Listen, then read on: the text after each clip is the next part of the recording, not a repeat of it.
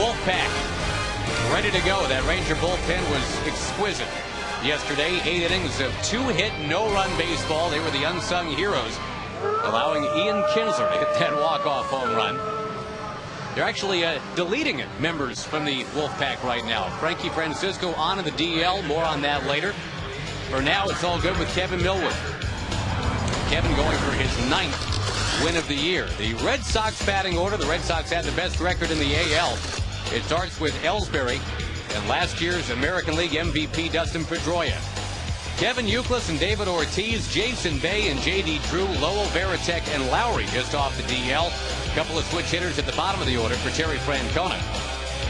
And Kevin Millwood's first start since the All-Star break. He's on 8 days of rest. We're scouting him out, brought to you by the Dallas County Community College District. He definitely earned 8 days off between starts with 130 innings that he put in the first half of the season. He was a workhorse. His ERA jumped about a run, close to a run, with his last 3 starts. He's been excellent at home. 10 home starts. He's 6-1 with a 2.5 ERA. And in that start back on June 5th in Boston, all he gave up was 1 earned run in 7 innings. So an excellent start against the Red Sox, a terrific first half, and hopefully the 8 days will be a rest that really serves Kevin well to start the second half for him. I think he was a little dinged up as far as aches and pains, a little pain in his shoulder, probably a little in his elbow, and that's understandable after the workload that he had in the first half. The reason we showed you the clock there is play ball happens at 7:07 officially. Lance Barksdale is down with that procedure. Kevin Millwood waited patiently for the clock to turn.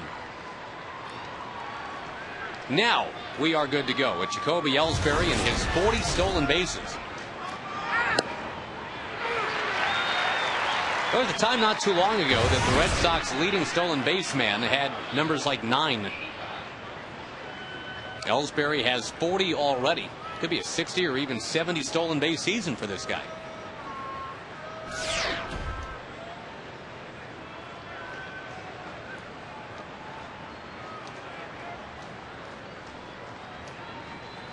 Red Sox lost 2 out of 3 in Toronto. Their lead is down to 1 skinny game now in that American League East, and the Rangers stay 3 games back in the AL West. But again, a much needed comeback win last night. It took 12 innings. It was worth the wait.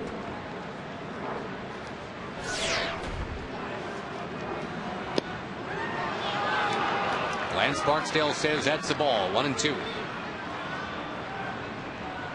Native Mississippian.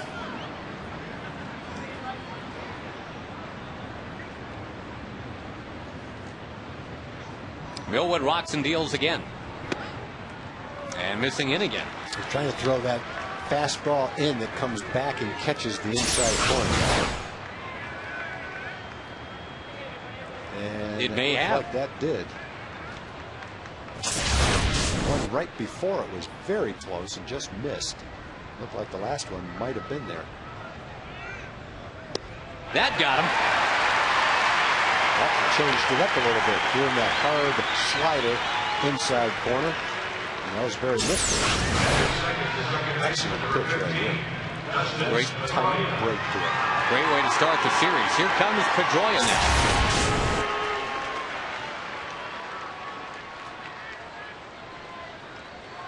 Now Pedroia is in with a 10-game hitting streak, and it's not exactly a soft 10-game hitting streak. He is 19 for 41, hitting in the 460s over the last week and a half or 2 weeks. Pedroia ascended past Ian Kinsler, got the starting nod for the All-Star game, and then ended up not showing up. His wife was due to give birth. Kinsler got shut out entirely of the All-Star game, but the Rangers did send 3 representatives to St. Louis. Another exciting win for the American League.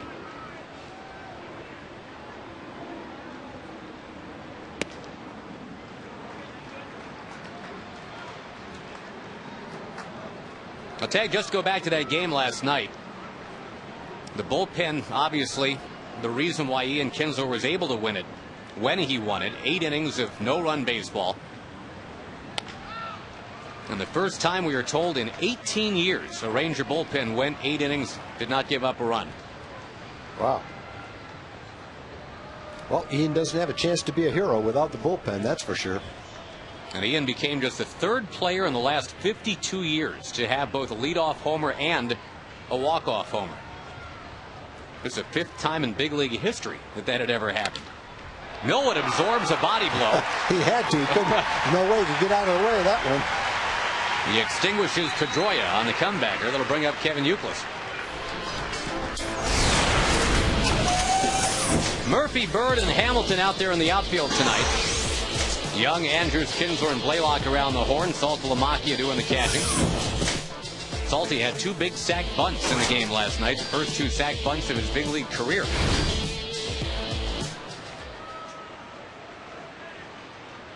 He had a base hit right in front of Ian's home run. Yeah, there were some real unsung heroes in that game. We talked about the bullpen. Saltalamacchia is on that list. I would say David Murphy's got to be high up on that list. David hit the ball really well. Double and 2 hard hit singles. Walked in the game.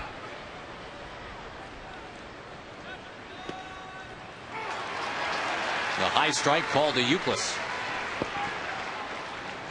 Noah doing a nice job getting ahead of these Boston hitters.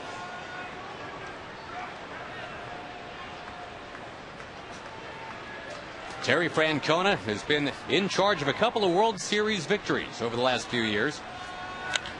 Endearing him to Red Sox Nation. There's Murphy looking for it. Can't find it. The Sunfield got him, and Marlon Byrd ended up closest to it. Yeah, that was basically a fly ball to left center field. Fortunate hit for Youkilis. I'm sure when he hit that ball, he assumed he was going to be out. Unfortunately, if you can't see it, you're going to have a real hard time catching it.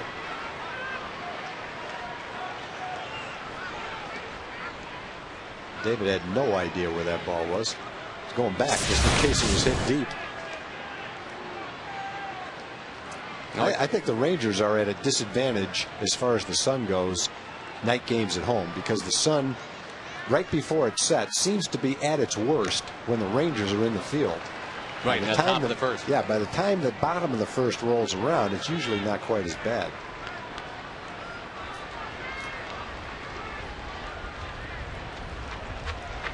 Now we talk about another David Ortiz, the batter.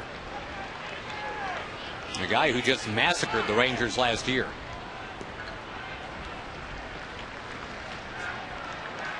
And his slow start this year was well chronicled, but he's coming on now.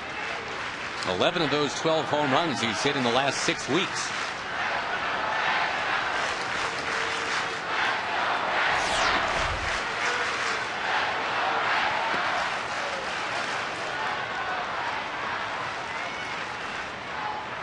Kevin made a good pitch to Youkilis. He got it, jammed him with a fastball in.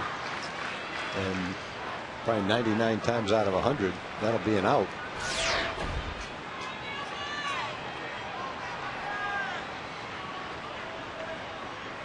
Kinsler playing way back into right field, defending against Ortiz. There's a fly ball hammered into center. Marlon Byrd going back to the track at the wall. He can't get it.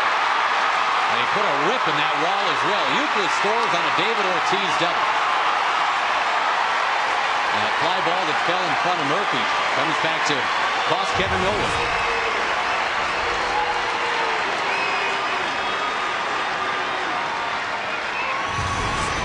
It's too bad because Kevin had a chance to have a 1-2-3 inning in about 12 or 13 pitches. Ortiz got a pretty good pitch to hit out over the plate. Great try by Marlon in center field. Ortiz thinks that's a home run, and it almost was right off the top of the wall. And you saw Marlon's cleat stick in the padding there. Put a good rip in that wall at the 404 mark.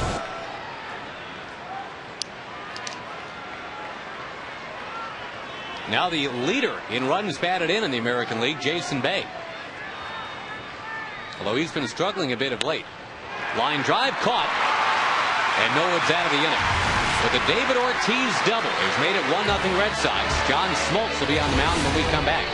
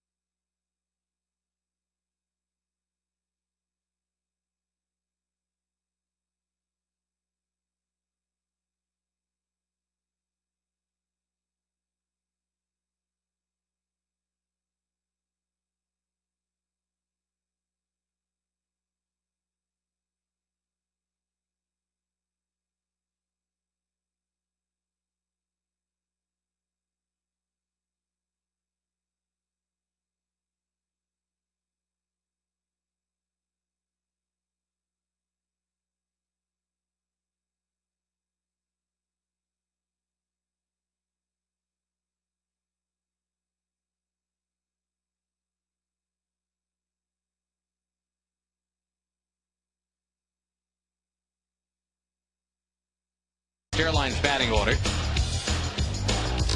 Jones, Blaylock and Bird, Murphy, Saltalamacchia, and Andrews. And as for Smoltz, the scouting report will be brought to you by the Dallas County Community College District. And we will get to it in just a moment. First, Kinsler takes up 2 high. Smoltz has had several starts, four starts to be exact this season. He's 1-2. One thing you'll notice, he's only walked 4 batters, hasn't given up a home run yet. And in his career, at his age, with his longevity and his talent, he's among career leaders in a lot of categories. Strikeouts, a career .327 ERA. And he was just about as good a reliever as he was a starter. Certain Hall of Famer. Now, he has authored a very cool story. Chapter 1, dominating starter. Chapter 2, career-threatening elbow surgery. Chapter 3, dominating closer. Chapter 4 is right now back to the rotation, and I guess the final chapter, you're right, would be the Hall of Fame. Kinsler takes a strike. Fresh off his 6th career multi-homer game and his 4th already this year.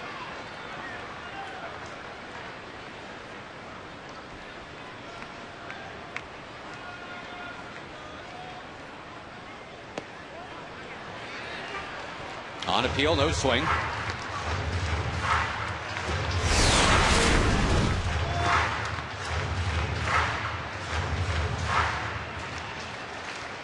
You go back even before 1969, there were only 2 recorded instances of doing what Kinsler did, and now 3 have happened in the last 10 years.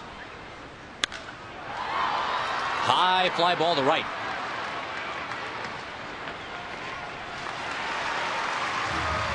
As J.D. Drew out there, and the rest of the way defensively for these Boston Red Sox. Bay and Ellsbury joining Drew in the outfield. Lowell, Lowry, Pedroia, and Euclid rock solid in that infield. And Jason Varitek has been behind the plate now for 1,400 games in a Boston uniform.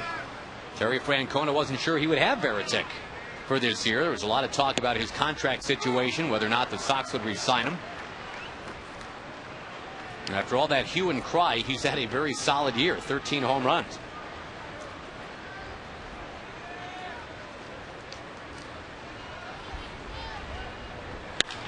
Michael Young. First Ranger hit tonight. It's going to bring up Josh Hamilton. In Smoltz, his prime, his fastball was mid-90s. Tonight it's 90-91, which is plenty to go along with the great control that he has.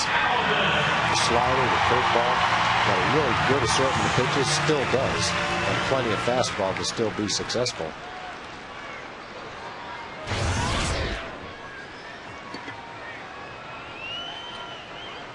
Josh in a bit of a spin right now, hitless in his last 10 trips to the plate.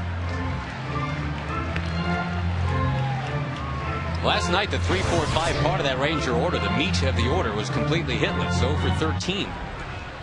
But again, the Rangers found a way. They did not want to slip to a tie with Seattle, the 4 games out in the West. Hamilton cranks it, but foul.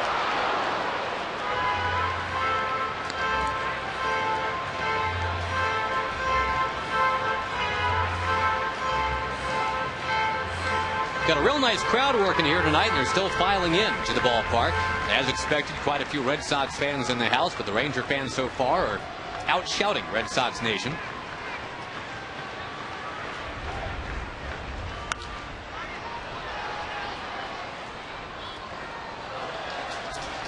Of course, Red Sox Nation has become a very popular and populated place. The legions of Sox fans, both the old school and the new to the program, they just descend on the visiting ballparks. They've had a lot to be excited about the last few years.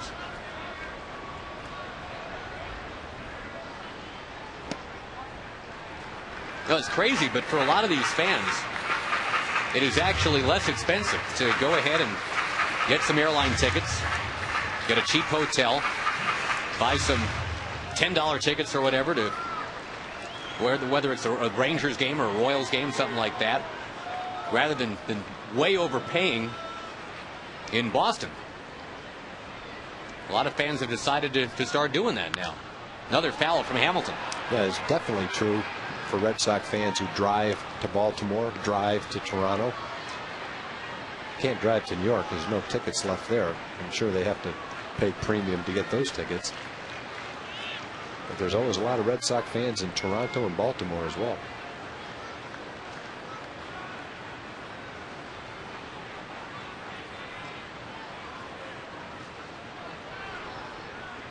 Young, a safe lead away from first. And Hamilton hits it high in the air to right field. It goes back to the track.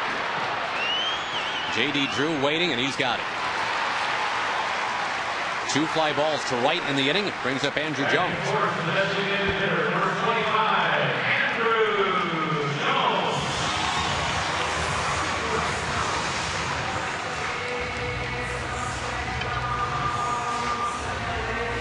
Of course, Andrew Jones, like John Smoltz, a long time Atlanta Brave. These guys were teammates all the way through the long run of division titles. Smoltz actually the only Braves player who was around for each one of the 14 straight division titles.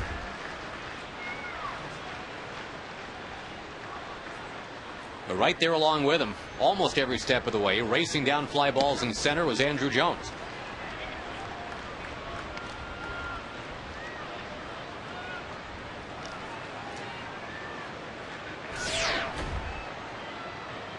And as for the Braves, it was back in 1987 that they traded for Smoltz. That was a great day in Atlanta Braves history. They got the young John Smoltz from Detroit for an aging Doyle Alexander.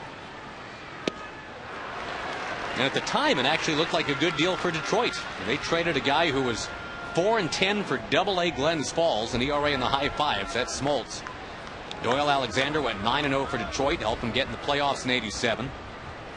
But once they were in the playoffs, he did not pitch well. Now, obviously, Smoltz has gone on to a Hall of Fame caliber career.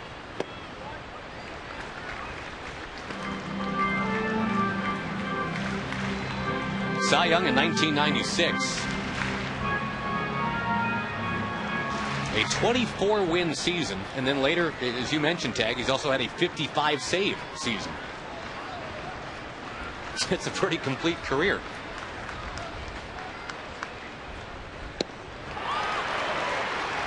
2-2 to Andrew Jones.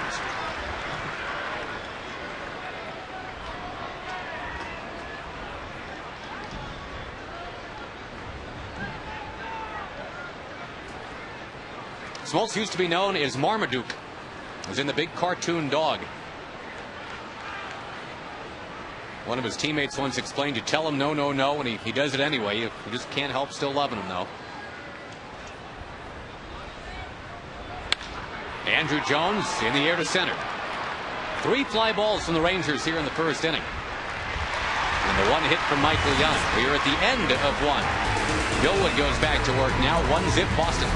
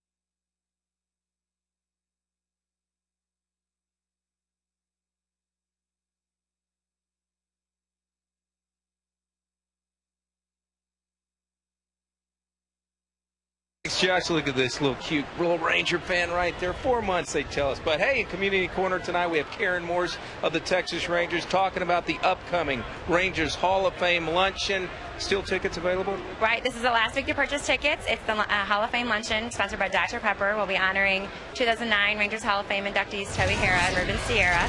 In addition, Jim Sundberg, Nolan Ryan, Ferguson Jenkins will all be in attendance. It'll be a great time. Friday, July 31st at the Sheraton Arlington at 11:30.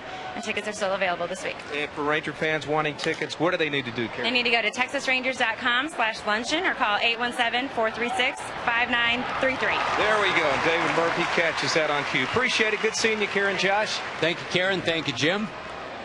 A little easier to navigate the sun right now. The glare of it anyway for David Murphy, and no problems taking care of J.D. Drew. The sun was pretty much down in the bottom of the first. David had the misfortune of having one hit right in the middle of it in the top of the first, and that led to a Red Sox run. Here's Mike Lowell. Just off the DL a few days ago, he had that hip strain, reoccurrence of that.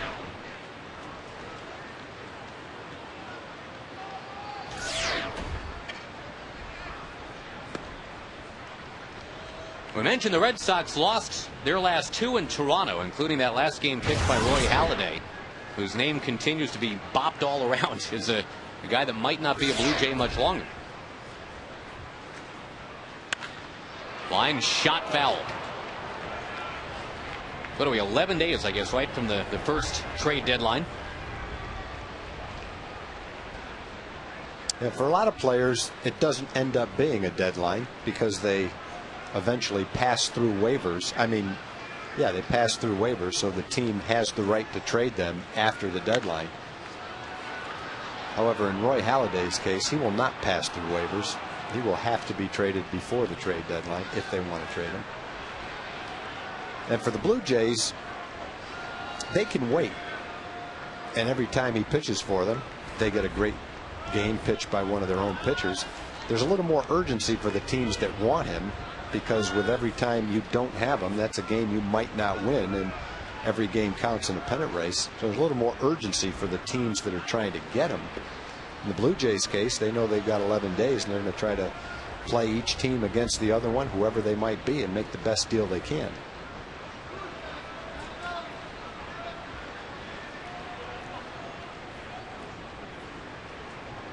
2-2 to Lowell. He carves another one foul.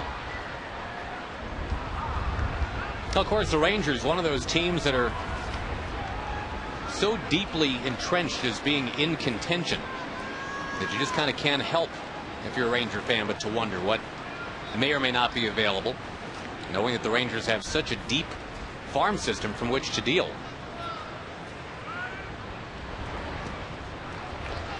And it's an interesting paradigm. It's an interesting thing to ponder. If you're a Ranger fan, you'll love the fact that, hey, finally, after all this time, for the first time since Tom Grieve was the GM, they've got the #1 farm system in baseball. It's great. Do you use that stuff to barter right now, or do you hang on to what you got? Bouncing ball past the mound, base hit for Lowell. Yeah, it's a tough situation for an organization because you have to answer this question. If we make this trade, does it give us a very good chance to go to the playoffs? You have to judge your competition, judge your schedule, and judge what you think that one player or pitcher might do for your club. And it's a very difficult decision when you're talking about giving up 2 or 3 of your best young prospects, because it wasn't easy to come across those 2 or 3 best prospects. They've come through the system. They're on the verge of being big league players. You've tried to rebuild the farm system with players like this, and to give them up is a dangerous thing. If you make the trade, you don't win, and then you don't re-sign the player. And all you have to do is look at the Braves when they made the trade for Mark Teixeira. He's the piece they thought they needed, but they didn't get to postseason play. And when they knew they couldn't sign him and they tried to trade him the next year, they got nowhere near the talent in return that the Rangers got when they traded him in the first place. So there's a lot of risk involved in a trade like that. A lot of things the organization has to consider. Not the least of which is how much it costs right now to pay whatever player you get. The Rangers obviously aren't in a position to add significant dollars to their payroll. That's just a fact. Varitek, who surprised everybody with a bunt attempt first, now takes the strike at 0-2. No, it certainly makes for interesting conversation. Good talk show fodder. Fun for the columnists to write about. I can't imagine it's a day at the beach for the general manager, though. Well, the general manager feels a great obligation to the owner and especially to the fans to give them a chance to cheer for a winning team. But at the same time, he has to balance the pressure that he feels in that regard to what's best for the long-term future of the ball club. And when you have to weigh those two things against the other, it's a very difficult decision. Because everybody will applaud the move you make now for young players. They don't know the young players. They haven't seen the young players. They have no idea if they're good young players, will be good young players at the big league level. All they know is the veteran pitcher or player you get. They know him. Great player, great trade. The day of reckoning comes down the road, whether you win, what that player did for you, and eventually what the other players become. And that positive sentiment can turn very negative if those young players you traded turn out to be all-star players down the road. So you're right, it is a very difficult decision for a general manager. And I think in most cases now, not just the general manager, but the organization, because a lot of people participate in those kinds of decisions. General manager talks to his scouts and then makes recommendations to ownership. And so when it's all over and done with, a lot of people were part of the overall process. And it's a key decision for any organization. Our next guest became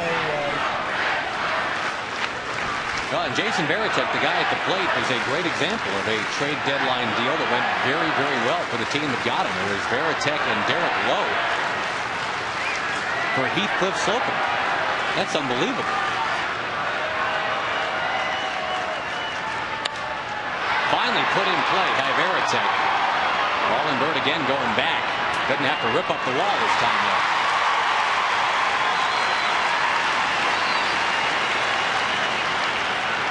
Yeah, that was a trade deadline deal, the evening of the trade deadline deal in '97. And The way it was talked about in Seattle, well, Seattle had just blown another game late. They did it at Fenway. They watched Heathcliff Slocum throwing 97 for the Red Sox that night.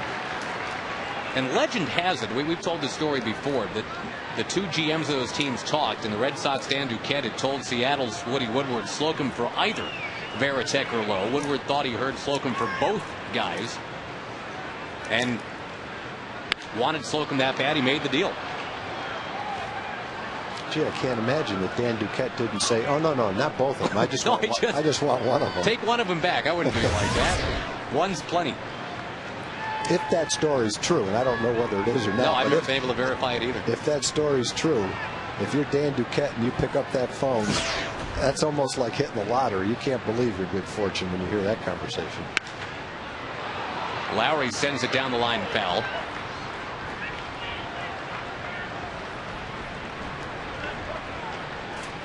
Yeah, that trade essentially brought a World Series to Boston 7 years after it was made, because Derek Lowe was huge in the postseason. Varitek, of course, has become a staple.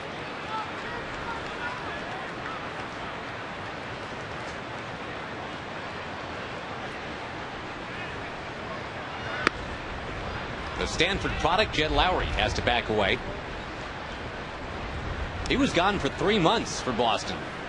Had a sprained wrist.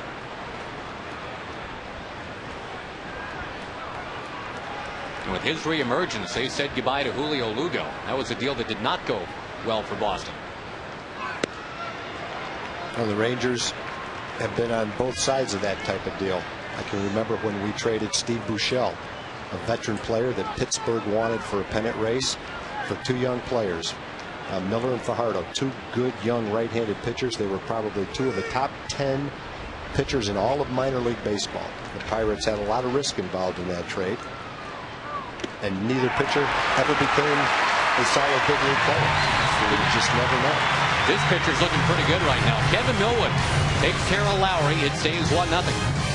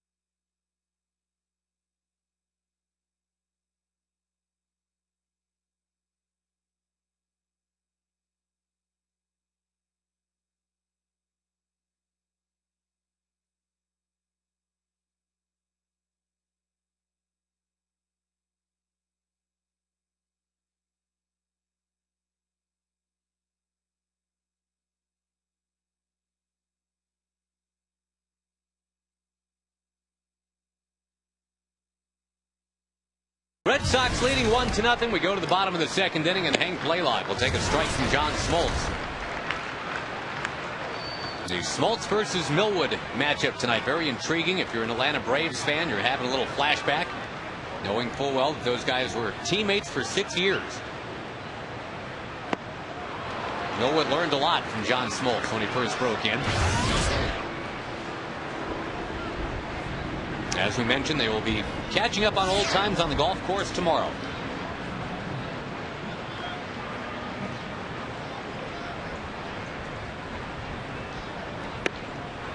That's inside to Blaylock, 1-2.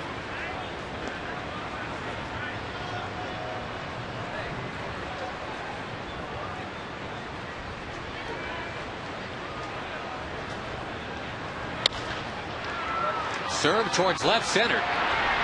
Racing over is Ellsbury. He covers a lot of ground.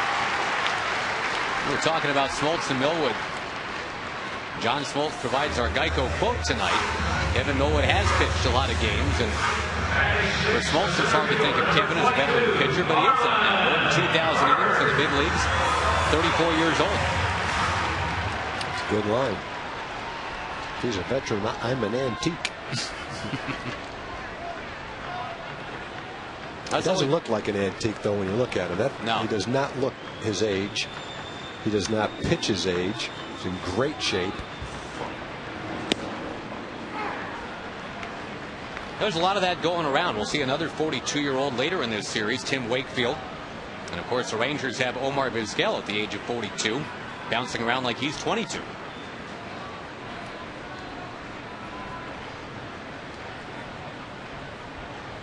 I guess it makes it's very logical that if you're a 40 to 45-year-old major league player, that you would look great and you would look like you were much younger.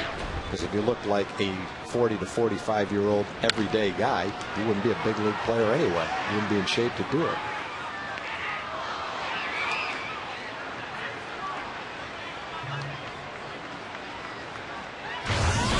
Smoltz still has a real good slider, good curveball. Saw his real good changeup, second strike to Hank. And his fastball's probably 4 or 5 miles an hour short of what it used to be, but with the other pitches and his command and his control, still plenty good. Randy Marsh said no swing from Marlon Byrd.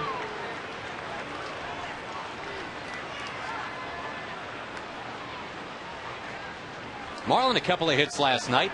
Again, the Rangers survived it 5-3 in 12.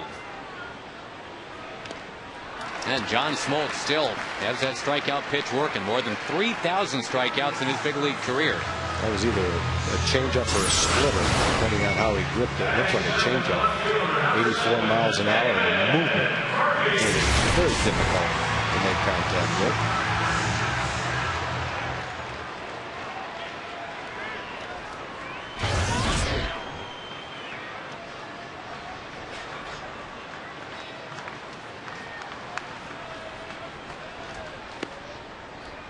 David Murphy was a surprise starter last night. Nelly Cruz kept out of the lineup. He's got that fracture in his ring finger.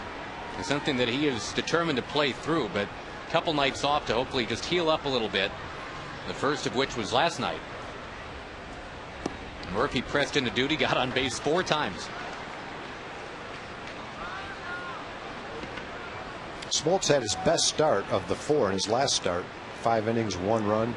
1 walk and 7 strikeouts against Kansas City through 97 pitches in 5 innings. Pitched 21 innings so far this year, has not given up a home run.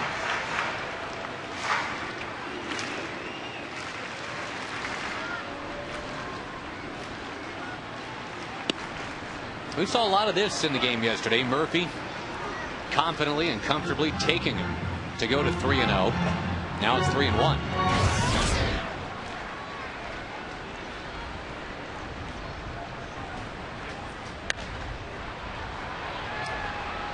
Hop towards the big crowd for a Monday night. It's a real nice crowd.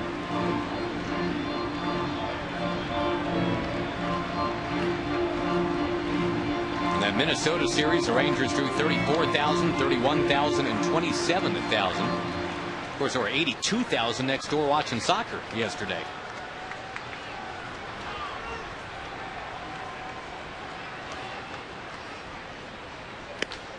Wave and a miss. Down goes Murphy. Smoltz rallies. It was 3-0. Now strike 3 to end the inning. Still 1-0 Boston.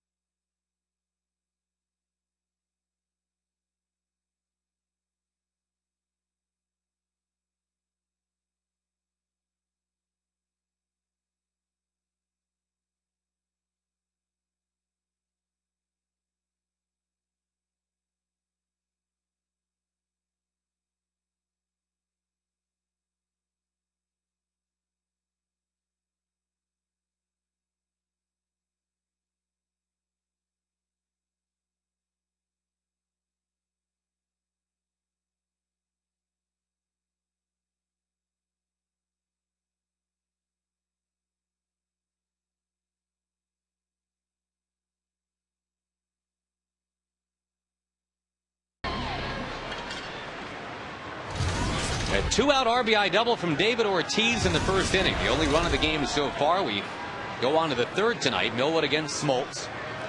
First of 3 between the Rangers and the Red Sox, and Millwood's been getting ahead of just about everybody tonight. This time the dangerous and very speedy Jacoby Ellsbury.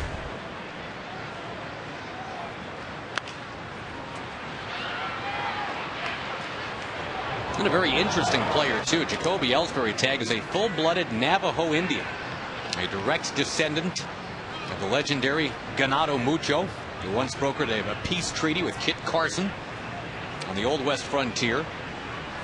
His mom speaks the Navajo language as her first language.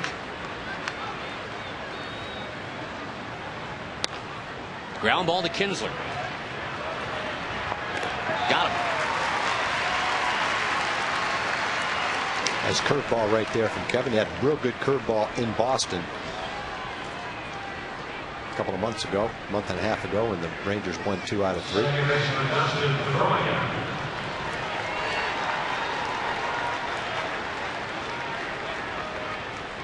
I'm sure at the end of the first half, Kevin was a little bit tired. He was taking his regular turn, more innings jammed into one half than he'd had in a long time. And it doesn't necessarily show up in velocity, but I think when you're tired, you don't have quite the same command of your pitches. There's no doubt that Kevin was feeling some aches and pains, and there's probably not a Ranger who was more happy to see the first half end and get 8 days off than Kevin was. So give his body a chance to recover. Well, last year Kevin got to 100 pitches only 13 times in 29 games. This year it's been 16 times already in only 19 games. I know. I've asked him to do more. He has done it.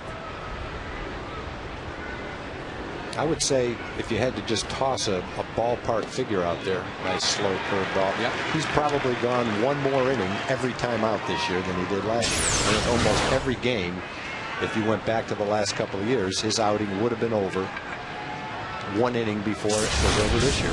He's given that extra inning just about every time out.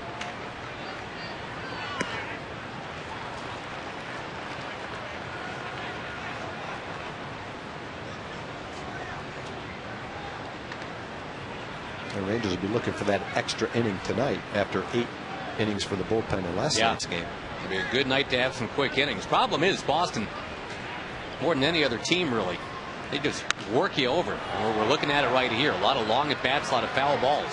Well, there have been a lot of foul balls early in this game.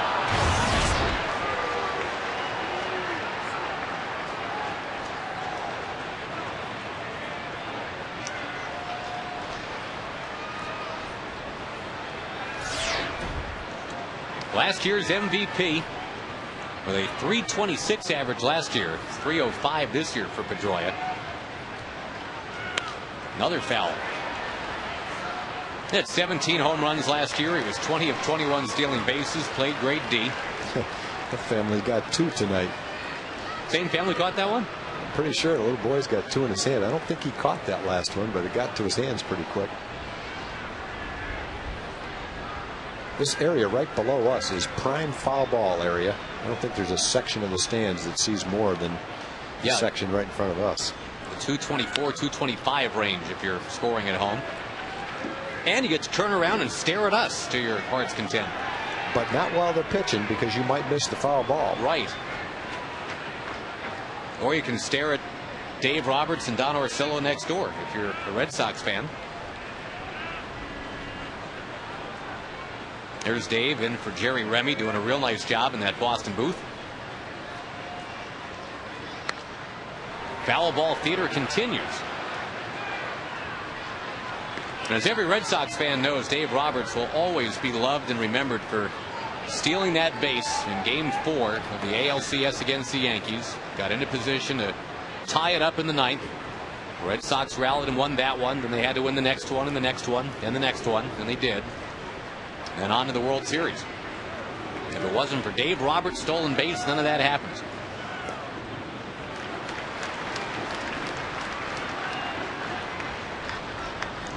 I give Pedroia some credit. He's worked all the way back to 3-2. There's been a couple of long at bats in this game for the Red Sox that have pushed Kevin's pitch count up there pretty well.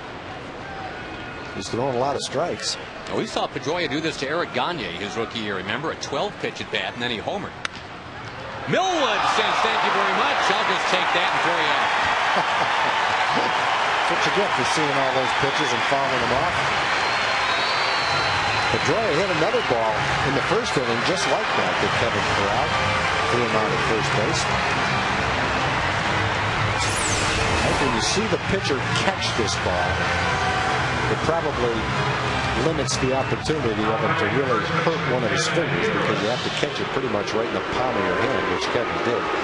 It's the ones that glance off your hand that seem to have more risk of injury, because they're usually the ones that hit you in the finger. That was a big cut for Euclid right there.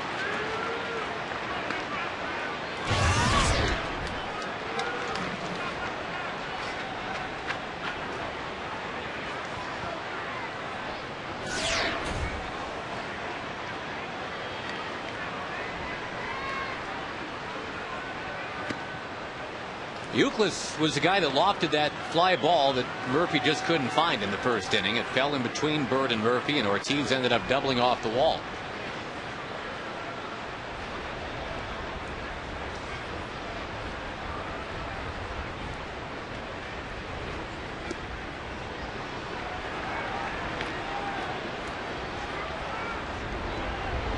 The next couple nights, by the way, the Rangers will face 11-3 pitchers. Both evenings. Josh Beckett goes tomorrow. Tim Wakefield, the knuckleballer, goes on Wednesday. Tommy Hunter and Vicente Padilla go for the Rangers. As you look at Kevin Euclid and what he's done the last 8 games there on that right-hand column. .844 slugging percentage. Not too shabby.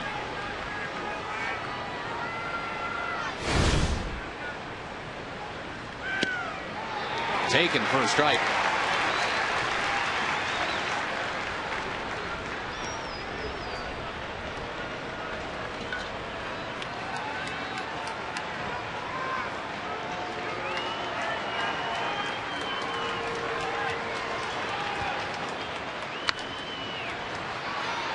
To the right side. I would say between Boston and Cleveland, it's maybe a flat-footed tie for who hits the most foul balls over the course of a series. That guy's been right around a couple tonight.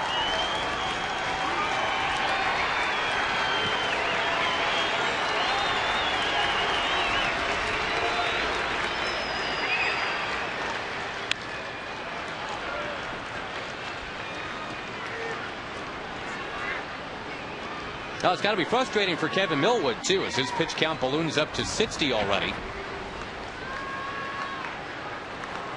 He's getting ahead. He's pouring in strikes, but the Red Sox just keep fouling them all around. I think it's an indication that you're throwing the ball pretty well. To get that many foul balls, you're not able to make solid contact on most of them. That's solid, but it's backhanded by Michael Young. Zips the throw, picked out of the dirt, and the Rangers are out of the inning.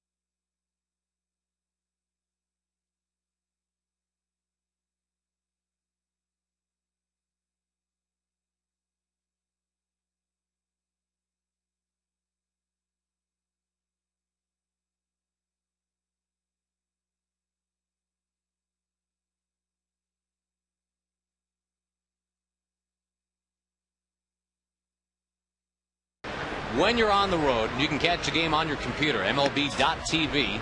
For details, go to TexasRangers.com, where baseball is always on.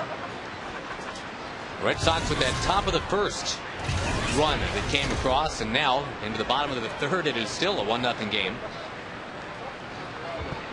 Former Braves are everywhere right now. John Smoltz on the mound, Jared Saltalamacchia batting. Of course, Kevin Millwood is the Ranger pitcher tonight. Former Braves prospect Elvis Andrus on deck.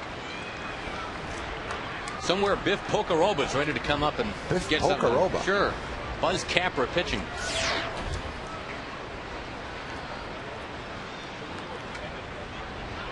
Mike Lum coming off the bench. I played winter ball with Mike Lum. He does great magic tricks. Is that right? Yeah. Very accomplished magician. Can he pull a rabbit out of a hat? I never saw him do that, but he used to entertain the kids at the hotel in Nicaragua day after day after day around the pool. He was great. Got any Biff Pocaroba stories? No, but I know another Biff. What was that other Biff? What movie was that in? Biff Tannen. Biff Tannen. You're talking about Back to the Future. Back to the Future. Hello, McFly. Oh, I'm sorry. No movie talk. Elvis Andrus will be followed by Ian Kinsler. And John Smoltz, the 211-game winner. Deal a strike to Andrus. 42 years old, pitching to 20 years old right now.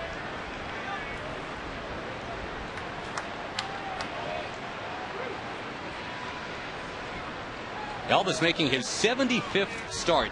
That leads Major League rookies. Bouncing ball to Pedroia. One-time Rookie of the Year is Pedroia. Elvis might still be in contention for that. He's probably going to have to get that batting average up again. It's at 250 right now. Everyone who's seen him, obviously, has been dazzled by the defense, and that'll help.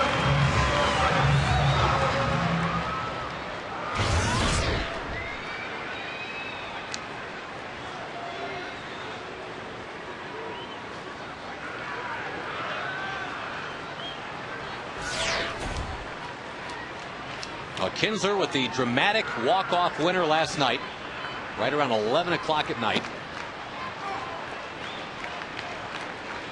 With that win, the Rangers at 49-41. They are 3 back of the Angels. Angels playing the Royals tonight, but the start of that game being delayed because of rain. In on the hands of Kinsler.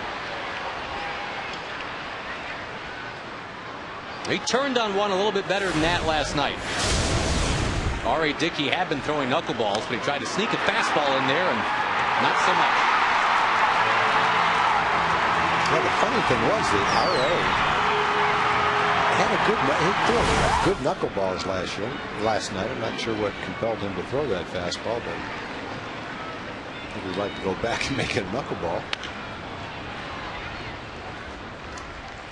Well, the Rangers have now hit, we are told by the great Jared Sandler, their 7th foul ball tonight. That pales in comparison to the 19 that the Red Sox have hit already. How frustrating is that for Millwood? He has thrown 60 pitches, and about a third of them have been fouled off somewhere. Yeah, it is frustrating to make a lot of good pitches and have them still hanging in there. Kinsler arcs it to right, near the wall, and right into the wall is J.D. Drew to end the inning. Still 1-0 Boston.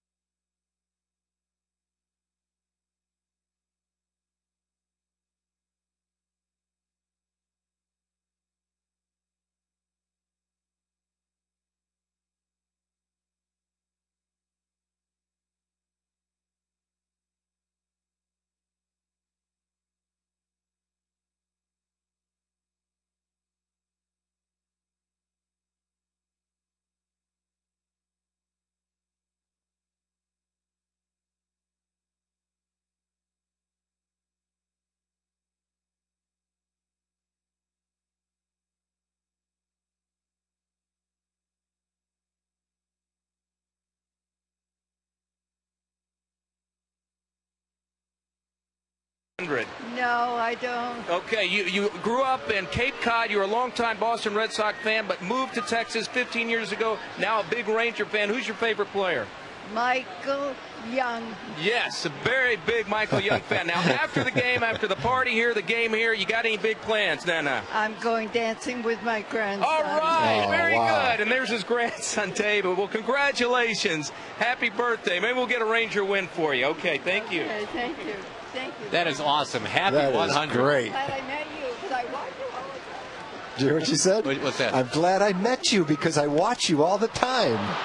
A broken bat, and Marlon Byrd tracking the baseball. David Ortiz is out. Pretty good. I hope I'm watching baseball when I'm 100 years old. Seems like we had a lady on last night who might have been 90 or 92 whose favorite player was Michael Young as well. The last name is maybe holds the key.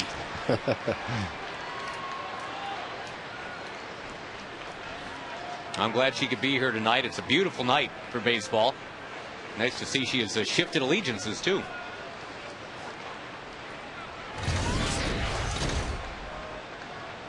The leading vote getter for the All-Star game, Jason Bay. And the dirty little secret about Jason Bay, I guess, is he's just 10 for his last 71.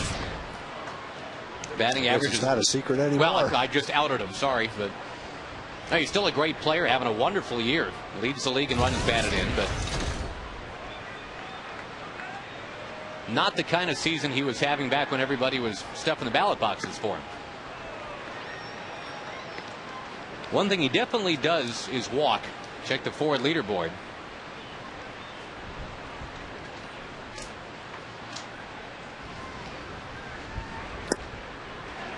Noah continues to get ahead of these Boston hitters. Yeah, Kevin's had good stuff tonight.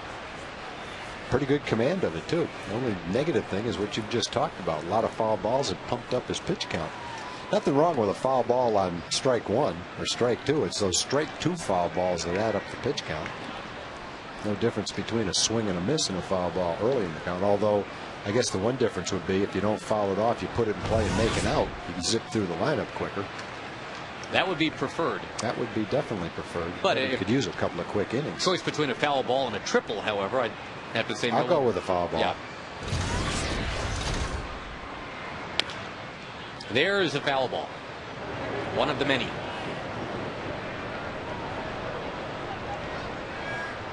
Well, the Yankees trying to catch up to the Red Sox. They're tied with the Orioles tonight, 1-1 in the seventh. Nick Markakis and Eric Kinski have traded to home runs. Again, the Angels are in a rain delay in Kansas City.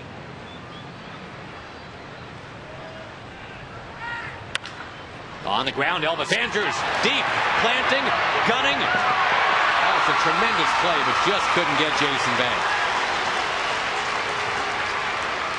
Now, from that distance, you're going to have a little bit of a slower runner. Bay runs well. Can't make the play much better than that.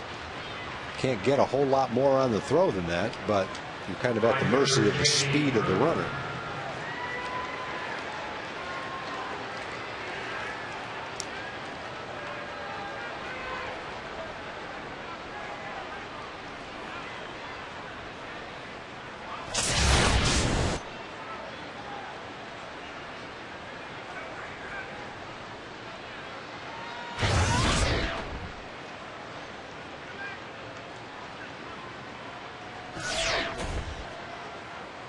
J.D. Drew, they tried him at leadoff for a little while, and that really didn't go so well. He was 1 for 24. So now he is back to being the number 6 hitter. 0 for 1 tonight. Drew has always been a pretty good on-base percentage guy. And even hitting 240, still has an on-base percentage of 365 because of the walks that he's had. Tied for 7th with 51 walks.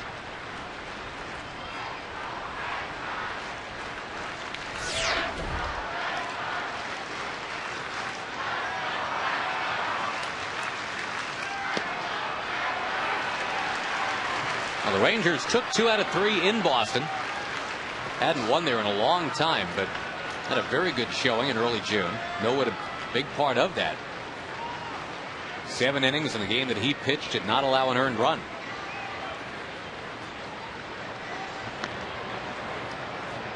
Some other scores for you. The White Sox lead the Rays tonight 4-2 in the 4th inning.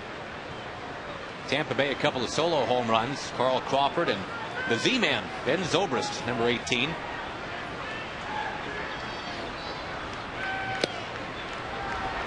Whoa. Yeah, very close. He's been missing just a little bit with that exact pitch all night, according to Lance Barksdale. Keeps putting it right about there. Doesn't look like it missed. To the pitch tracker anyway.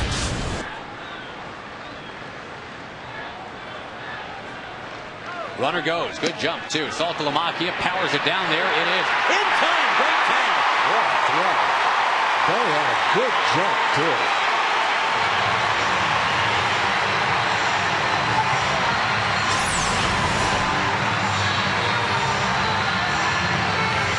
The look back and then boom. He was out, too. Saltalamacchia. Yeah, right. Put it right where it needed to be. Good strong throw. Good quick tag. Erased the base runner.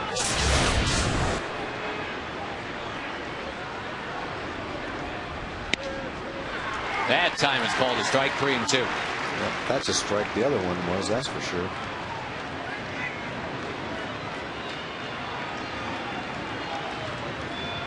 Three and 5 you're talking about, right?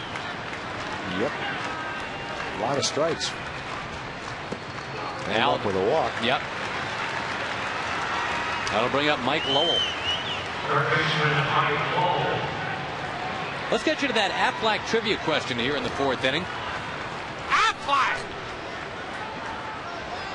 Talking Ian Kinsler holds the Rangers record with 11 career leadoff homers. There are 3 players tied for second with 8 apiece. Can you name at least a couple of them? Answer coming up in the bottom of the inning.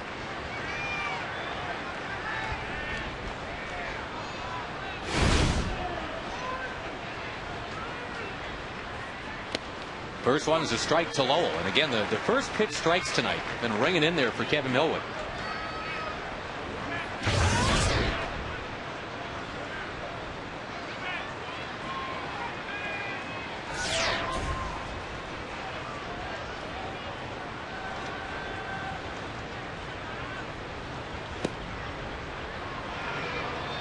Mike Lowell had to have hip surgery in the offseason after a painful last few months of the regular season in 08. A little flare up again of that hip problem here in 09. No surgery required, though. He had a wonderful 2007, 120 runs batted in. He was a World Series MVP, too. 1-2 to count.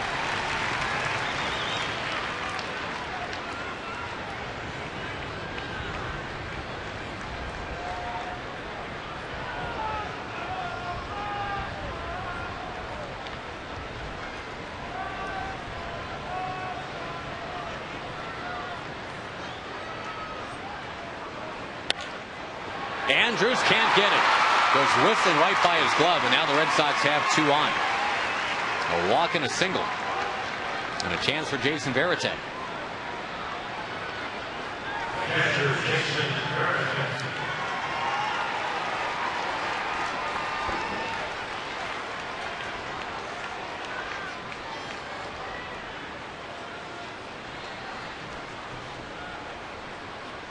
Millwood's former team, in fact, Saltalamacchia's former team, the Braves, tied 3-3 with the Giants tonight. Chipper Jones and Garrett Anderson have home runs for Atlanta. The Phillies just whomping on the Cubs tonight, 9-1. Raul Ibanez healthy again. It's hit home run number 25.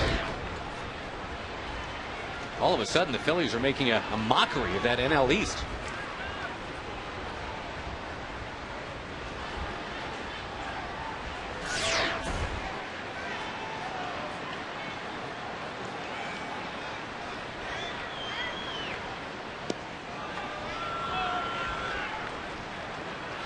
Varitek had a long at bat in the 2nd inning.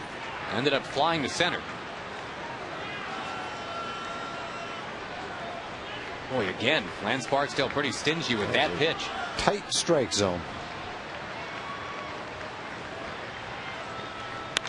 And now Varitek pounding one to right field. It takes off. Hamilton looking. He's got to play it off the bottom of the wall. A run is in. Looking for two. Kinsler firing to the plate. Got a chance. Got him at home. Oh, some kind of relay throw by Ian. He didn't even look. He just caught it all in one motion and threw a one-hop strike to the plate and a nice tag by Saltalamacchia. 9-4-2 is how you score it. Nice tag by Salty as well. 2-0 Boston.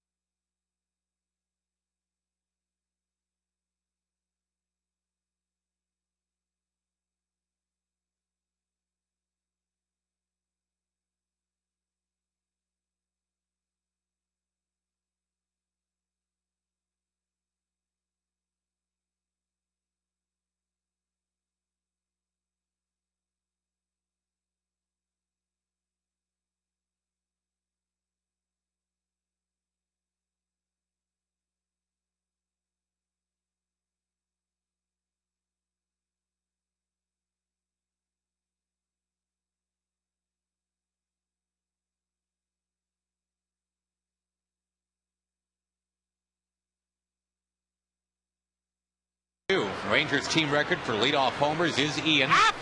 Three-way tie for second with Michael Young, Mike Hargrove, and the great Oddibe McDowell.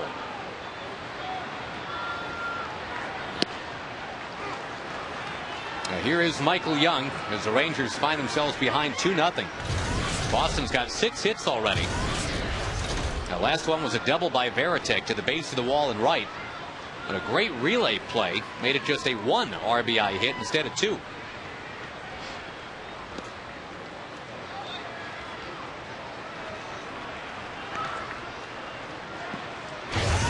The Rangers having to take on John Smoltz tonight, a guy with 210 National League wins, just 1 in the American League.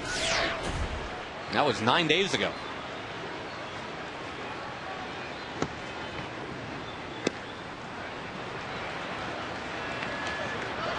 That is some kind of combination, boy. 211 wins and 154 saves.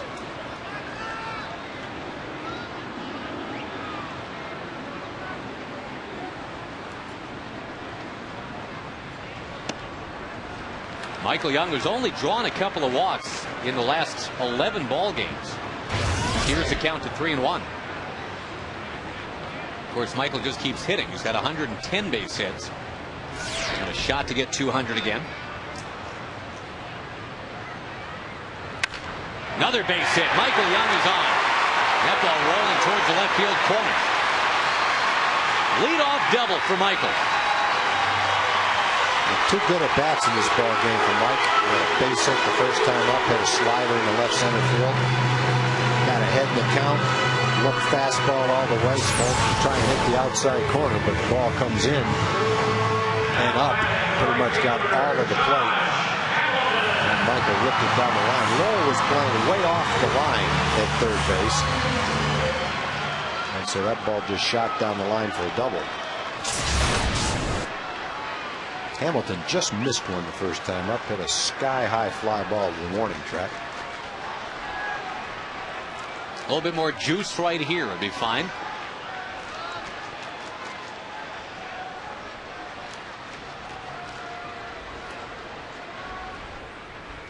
Been 11 at bats since Josh's last hit.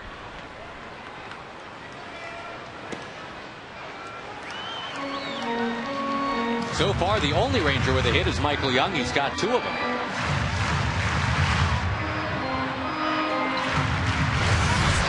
And again, some high expectations for Josh. The Rangers looking to jump on those broad shoulders and get a piggyback ride towards that postseason. The Rangers have had a winning record after the All-Star break just twice in the last 9 years, as they endeavor to get back to the postseason for the first time since '99.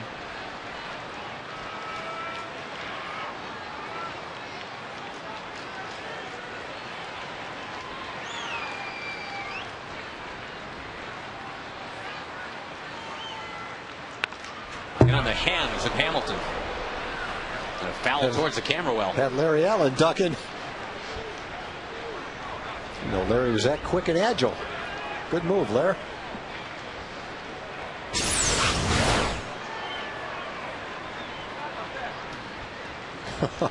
Hit the railing, thank goodness. Well, but then Brad's got a lot of equipment to get out of the way before he could duck. Hamilton squibs a foul against Smoltz. Yeah, there's a changeup. Squibbed it right off the end of the bat.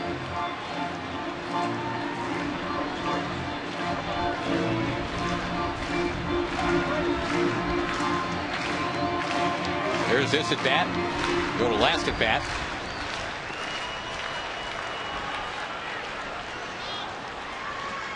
A little more scatter shooting here.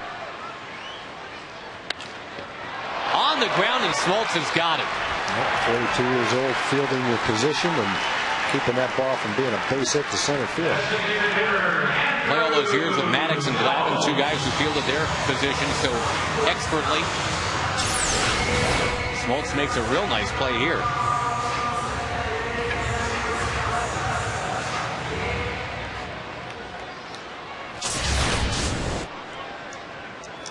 Now against his former teammate Andrew Jones. Had the home run overturned last night. He yanked it right down the line, and they had to go to the video replay. And it was the right call. Foul ball.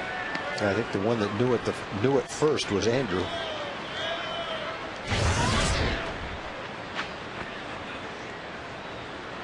That Brendan Harris, the third baseman for the Twins, he knew that thing was foul. He came running in the second it was called fair. Was it Denard Span in left field? He came running in. He knew. Ron Gardenhire came running out of the dugout. Yeah, I don't think Ron was sure from his angle, but when his 2 players came running in that quick, he was compelled to go out there as well.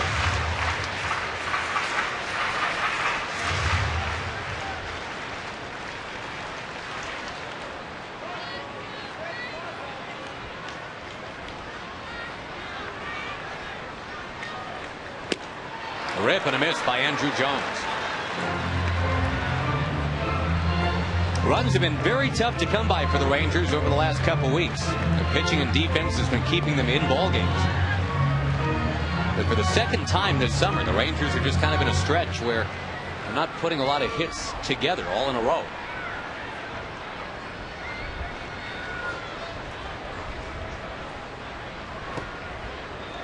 Jones works the count to 2-2.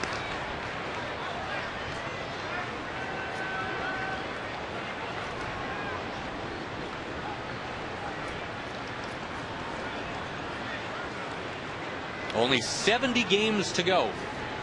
Right now the Rangers are 3 games back. They got a lot of head-to-head still left with the Angels.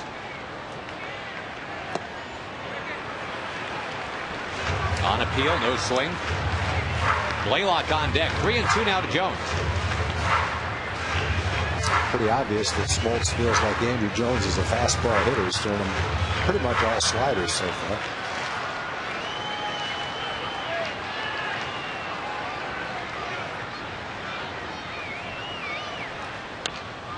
Tied him up. That's 2 straight comebackers after the double by Michael Young.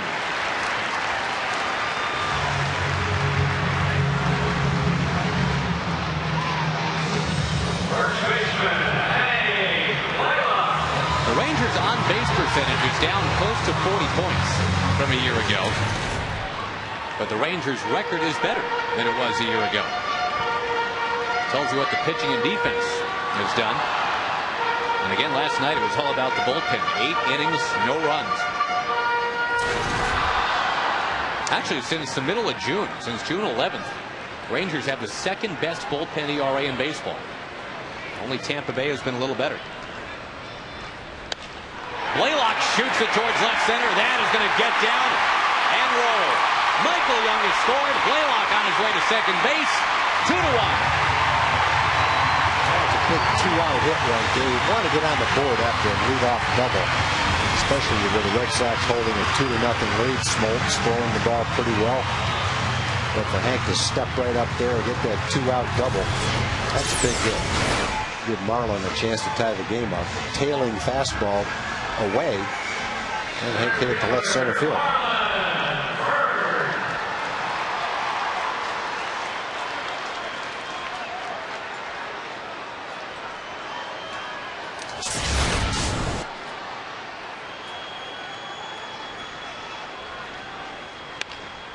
Marlin goes after the first one. There's Mike Lowell. Marlin out by a couple of steps, but the Rangers with a couple of doubles. They're on the board. It is 2-1 at the end of 4.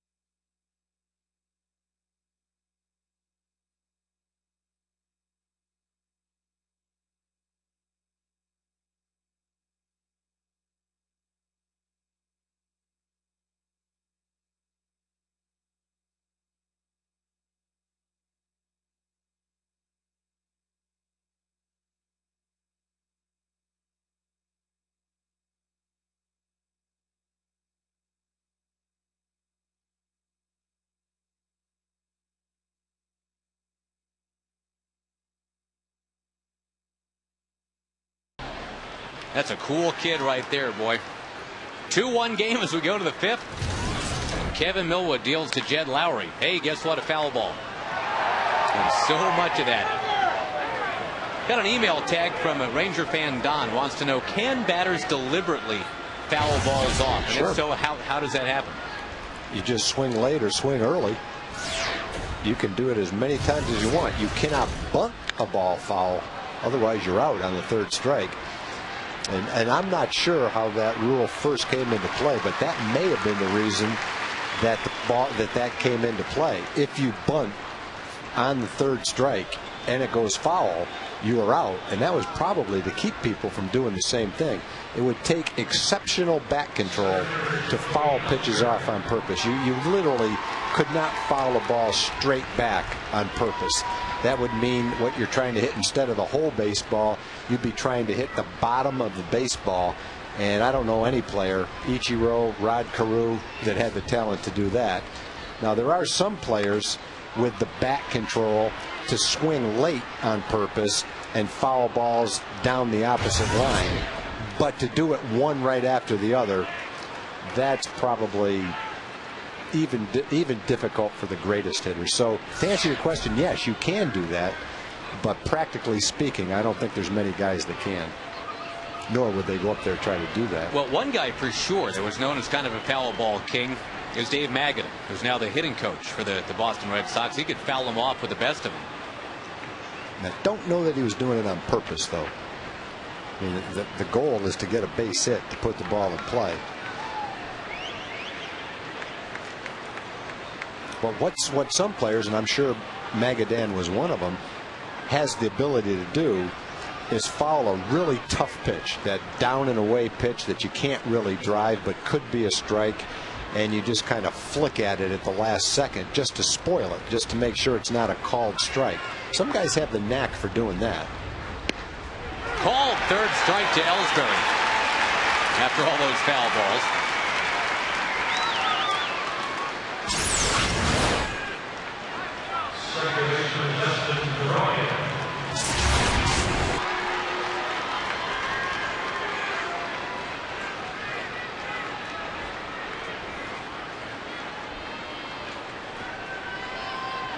Now Dustin Pedroia, great back control, of course.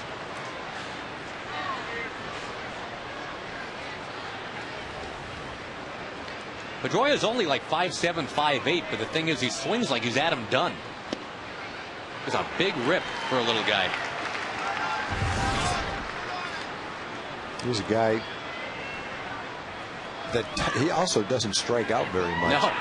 He was up 650 times last year. He only struck out 52 times. He walked 51 times. And to take that kind of a swing and only strike out 50+ times is just unbelievable. It's remarkable, especially in today's game.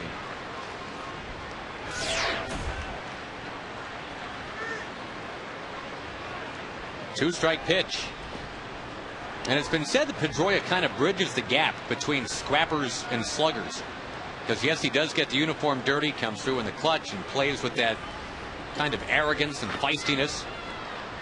But he also hits .320, and he hits for power. So you can't say he's just one of those pesky hitters.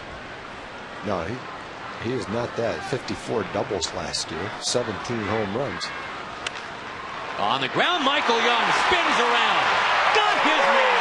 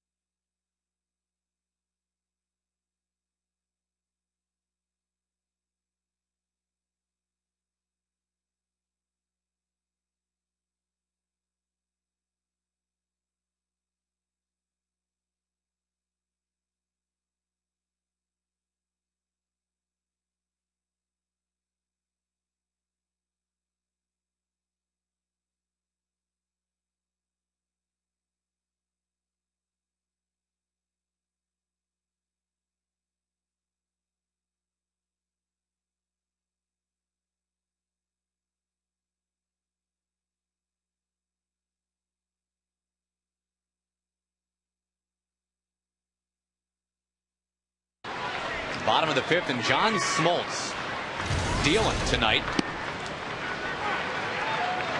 Pumps one into David Murphy. Salt to Lamakia and Andrews to follow. We'll also in this inning catch up with the great Mark McLemore. You just saw him on Rangers Live before the game. You'll see him again on Rangers Live after the game.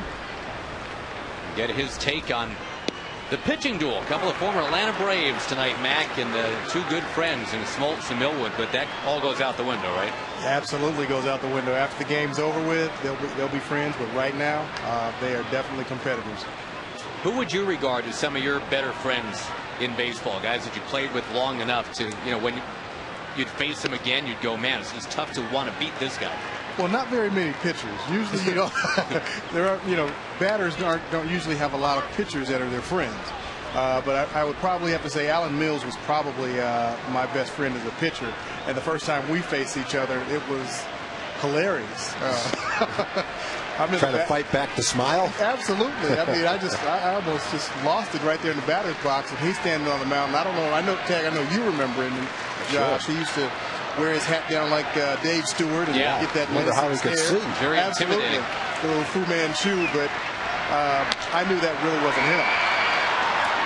Murphy towards center for out number one. One of my best friends in baseball is Jackie Brown. We played together a lot. He was a pitcher. And Jackie always said, someday I'm going to face you. And when I do, I promise the first pitch I throw you will be a fastball. After that, you're on your own. So I faced him in an exhibition game. I was in Denver. He was in Washington. And we played in Denver in an exhibition game. So I'm thinking, first pitch is a fastball. So I got ready, swung as hard as I could, and he threw me a slow curveball. Almost broke my back swinging at it. With friends like that. Yeah, and I said, you promised it would be a fastball. He said, yeah, but I knew you were going to swing hard and try to hit home. You didn't know it before you threw the pitch, though. So that's why pitchers aren't friends of hitters. Absolutely. Right there. All the stories that I'd hear from guys that did have pitchers that were friends with, the first time I face you, I'm going to drill you. Yeah. Well, at least he didn't do that. Saltalamacchia with a foul ball. We've been talking a lot about foul balls tonight, Mac, because the Red Sox just seem to hit dozens of them during the course of a night. As a hitter, are you conscious when you are in one of those at-bats that is going 8, 9, 10 pitches? Oh, absolutely. Depending on the pitcher and what he's throwing, how hard he's throwing, and how much movement he has, you can foul off pitches that you don't like, or if you want another one, you can foul it off. But you're definitely conscious and aware that when it's 8, 9, 10 pitches, you really want to extend that pitcher and make him throw as many pitches as possible. At least that was my philosophy. Mac, the key play in the game was the relay play that the Rangers pulled off. What's the key to being able to make a relay play like that? Because so much goes into it. A couple of throws in the tag. That key is that first throw from the outfielder to the cutoff man. He's got to be able to hit that cutoff man. And once the cutoff man has it, he knows where he wants to throw the ball. But I think the key to all of that is that outfielder hitting the cutoff man and just taking it from there. Take a look at it here. Go through it, Mac. Right here, Josh is picking up the cutoff man, and he's just giving him a nice, firm throw, something Ian can handle, and that's the key. Ian turns around. He knows where he wants to go to the plate. He knows it's Mike Lowell at first base trying to score, and Mike Lowell's not the fastest runner, so Ian knows exactly where he's going with the ball. And like I said, the key to that is just absolutely getting that ball to the outfield. If you're the second baseman getting that relay throw, what do you do to position yourself? Are you moving in a certain direction as the throw's coming to you? You want to be stationary, but as a middle infielder, when you're going out there to be that cutoff man, you want to make sure that outfielder knows where you are. So you're jumping up and down, you've got your arms waving, and then you want to position your body sideways. So when you catch the ball, as the outfielder throws the ball, you start fading back a little bit, and as you catch the ball, it's more of a transition as opposed to the ball stopping and starting again. So you want to keep it moving, backing up, and throwing. And as your body is positioned sideways, you're not wasting a lot of time turning around and trying to throw the ball to the next base. It really looked like that's what Ian was able to do. Absolutely, that's exactly what he did, and that's really what makes the play. Because if he's got to stop, catch the ball, stop, and turn around, you've got to start that momentum up again, and that slows everything down. Right.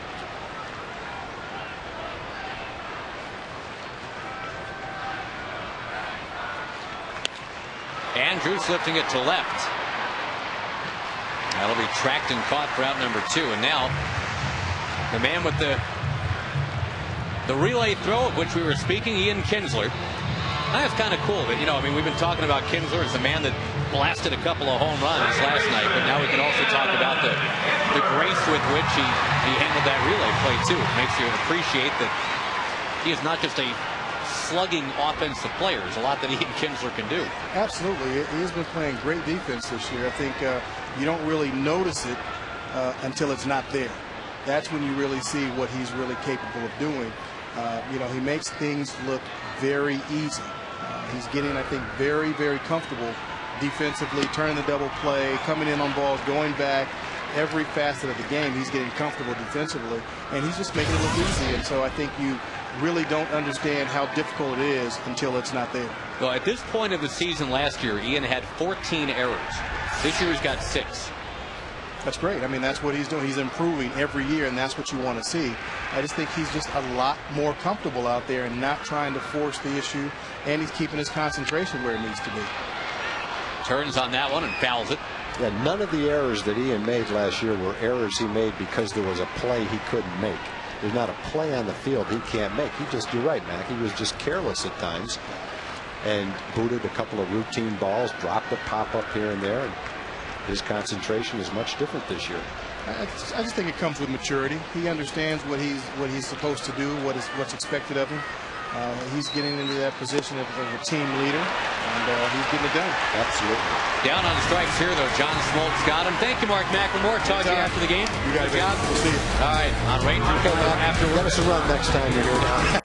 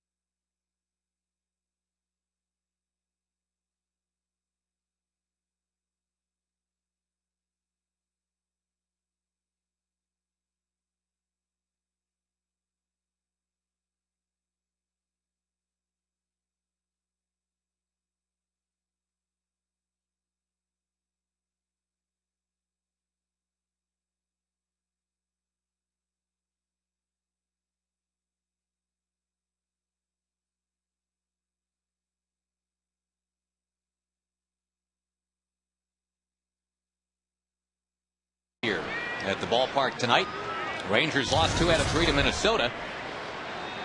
And now the Red Sox in for the 3-game series. It's going to be Tommy Hunter against Josh Beckett tomorrow night, 7:05 first pitch.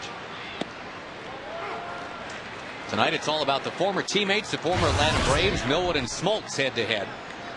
And the pitching duel that I think a lot of people expected. Mr. Grieve has showed up tonight. 2-1 game. Yeah, we talked a lot before the game started about the game Kevin pitched at Fenway. Pitched 7 innings to 117 pitches, only gave up no earned runs, 1 run. He's really had similar stuff in this game.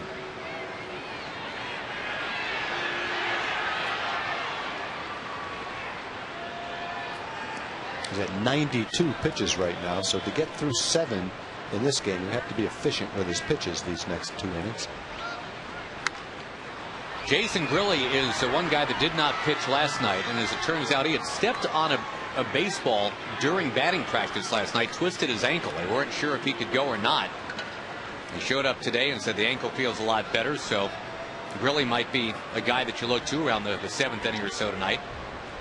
And Willie Ayer was called up to take the place of Frankie Francisco. I'm sure he's available. Eddie Guardado pitched an inning. He's never going to turn down the chance to pitch. No. He might not be physically capable of doing it, but he'll still try. Eddie and the guy on deck, David Ortiz, have a long history together. They were, of course, together as Minnesota Twins, and the practical jokes would fly back and forth between the two of them. On the ground to Elvis Andrews. Jammed him. Good pitch. Euclid is out. We go to Jim Knox. All right, Josh, it is National Hot Dog Day. And with that, holy guacamole, we have a hot dog eating contest between Callan and Nick. Ready? Grab your holy guacamole hot dogs. Let's see who finishes first. The winner will get a lot of holy guacamole. Come on, guys, put it down. Let's go. That's a lot of guac. That's a lot of guac. Yeah. Okay, not bad. Not bad. Come on. You know what? All right, Callan, we'll give you the winner. We're going to give you a guacamole hat. Also, Progressive fan of the game for doing that. There you go. Way to go. And a year's supply of guacamole. There. Not just kidding on that one. All right, good job, buddy. Finish that dog, though. How do those guys eat 60 hot dogs in those contests? Those guys were eating that as fast as they could. They couldn't get through one. Those other guys are stuffing 60 of them down. Like a log through a wood chipper. Just. I guess it shows what an art those eating contests are. That is high art indeed. They are artists. David Ortiz takes high. It's 1-1. I don't know if I've ever had guac on a hot dog before. I haven't either, but it sounds pretty good.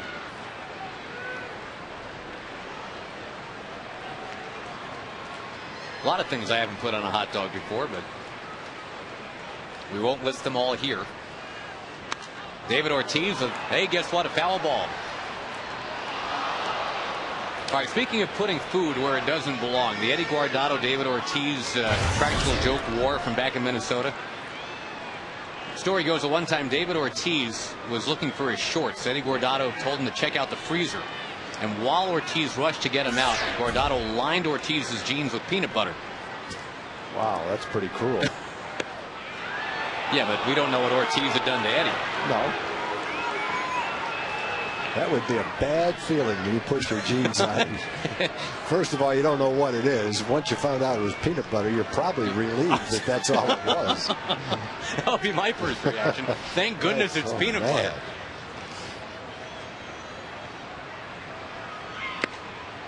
Upstairs to Ortiz, 3-2.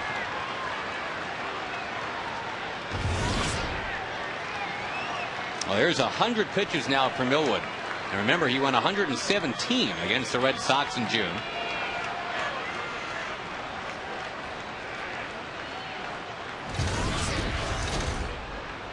Boy, it was so weird in June when we went and saw the Red Sox at Fenway, talking about Ortiz with 1 home run for the entire season.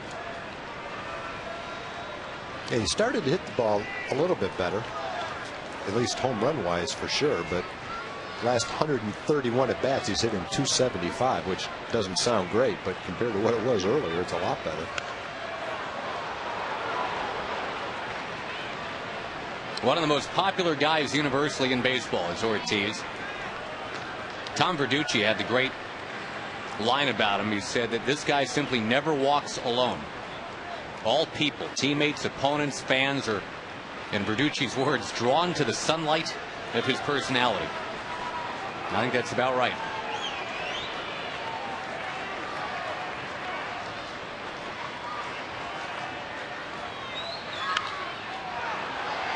Boy, enough with the foul balls, I'm sure Millwood is thinking. Well, 2 good pitches right there. He got the ball in, which is what he's trying to do. He's trying to pound him in. And when Ortiz, over the years, has been swinging the bat, it looks like you could pitch him in, but he can turn on that pitch in a hurry and pull the ball out of the ballpark. Right now, it doesn't look like he's doing that. It looks like he's having a hard time getting to that hard fastball right on the inside corner. But there was a time where that wasn't the case. Big hop to Blaylock. And that's it for Big Poppy. And Kevin just kept it right in there, one right after the other. 5 or 6 straight fastballs in. A couple of them were balls, a couple of them were fouled off, and finally he got him to keep the ball fair and got it out. Hey folks, the Rangers will be taking on the Mariners at the end of July and into August. And on Saturday, August 1st, the first 7,500 kids 13 and under get a Rangers Chest Protector backpack. Compliments of Dr. Pepper. 972 Rangers, the number to call to get your tickets. Same number to call to get your tickets for tomorrow's game between the Rangers And these Boston Red Sox.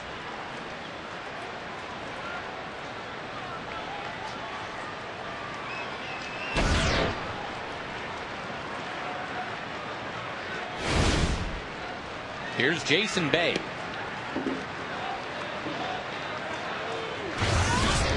Here's lined to short and singled to short tonight.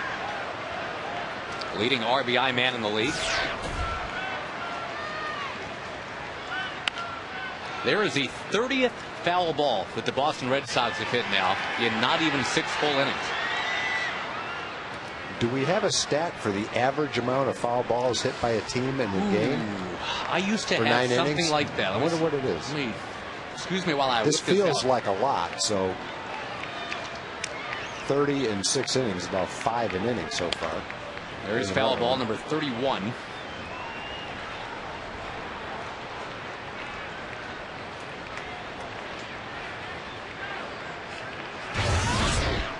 Yeah, I know I used to have that in my notes somewhere. I'm not finding it.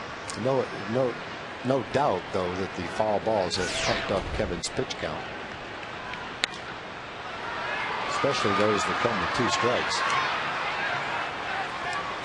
Well, about 100 years ago, this much I know, Tag, about 90 to 100 years ago, each team used for a season somewhere around 400 or 500 baseballs for a whole season. So 6 per home game on average.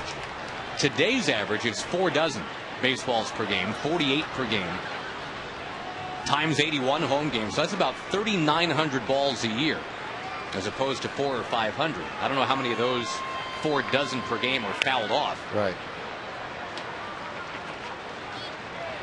But even if every one of them was fouled off, that's 48. Right. So the not all 34 fouled. that they've got right now is a huge number for one team. My guess would be about 30 or 35 or thereabouts for both teams combined. Right. Would be an average, just a total guess. But the Red Sox have 35 all by themselves right now, and they're only through 5 full innings.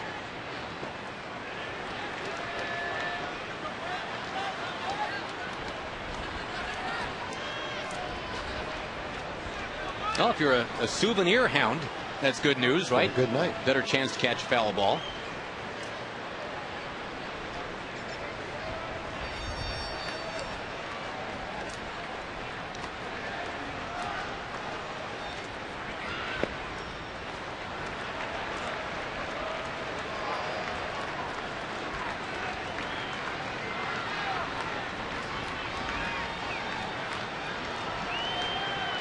See, an 8th pitch of this at bat. Remember, Bay walks a lot. Bidding to walk here with 2 out in the 6th. Nope, he's going to lift it to right instead. Well, Millwood has had to work for everything he's accomplished tonight, but he has kept the Rangers to within 2-1.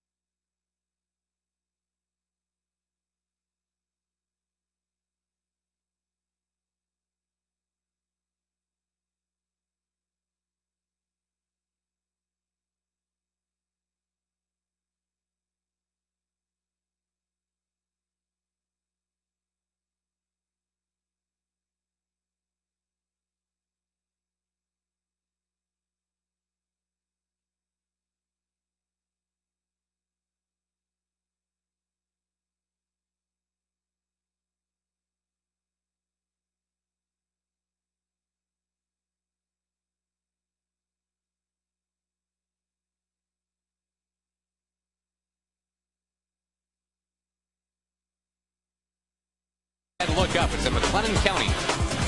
The Ranger hits a grand slam during this inning, giving away $25,000. Michael Young digs in at a 2-1 game.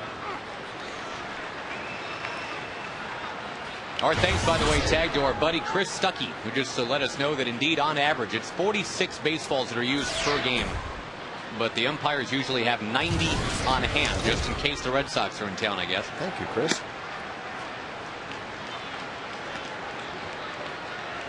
Try to get to some emails as we go along tonight. If you don't yet have the address, it is foxsports.com. And the keyword email Rangers. All one word. Young taking outside. Actually already getting a bunch of emails about the foul ball question. People have been looking it up, Googling it and such. Well, we appreciate the research. Hang tight, we'll have it for you in a moment. Michael Young, high drive, left center, taking off. This ball is gone! That ball is way down. I don't know if my eyes are deceiving me, but it looked like a fan just hurtled through the air to get a touchdown. It was all right. There's no doubt about that. Jason Bank didn't even run after it. He just looked up and watched it. 3 hits for Michael. A line drive to left center, a hard shot down the left field line, and now a long, high home run to tie the game. Congrats to our Sonic Slam winner. The Rangers have indeed tied the score 2-2 on a long home run for Michael Young, his 12th of the year.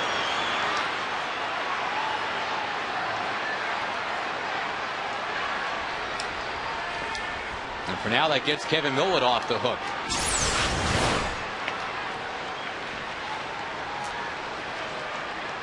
Smoltz has made a couple of mistakes to Michael. That was a slider, a hanging slider. And the time before it, he's trying to throw the fastball away. Got it in and up. Got a lot of the plate. And that's the one Michael hit for a double. Hamilton flicks it to left field. That drops. Base hit. On his way to second base. Double for Hamilton. That's better. They got the game tied with a home run. Now you've got the go-ahead run at second with nobody out.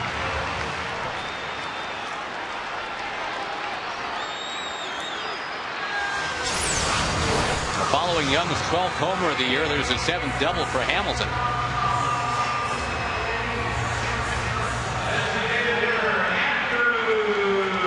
Well, the 2 guys that are being counted on to provide leadership by example as the Rangers go forward and try to make that postseason. Kevin Millwood on the mound, Michael Young at the plate. They've had the big nights tonight. Michael with the 3 hits. He's a triple away from the cycle.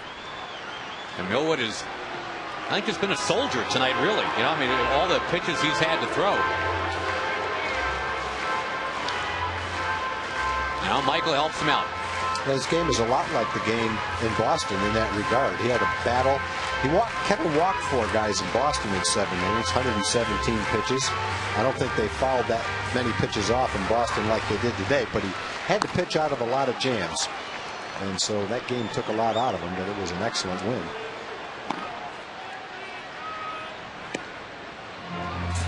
I saw the action in the Boston bullpen. Everything's even now. 2 runs, 6 hits, no errors, 3 men left for both teams.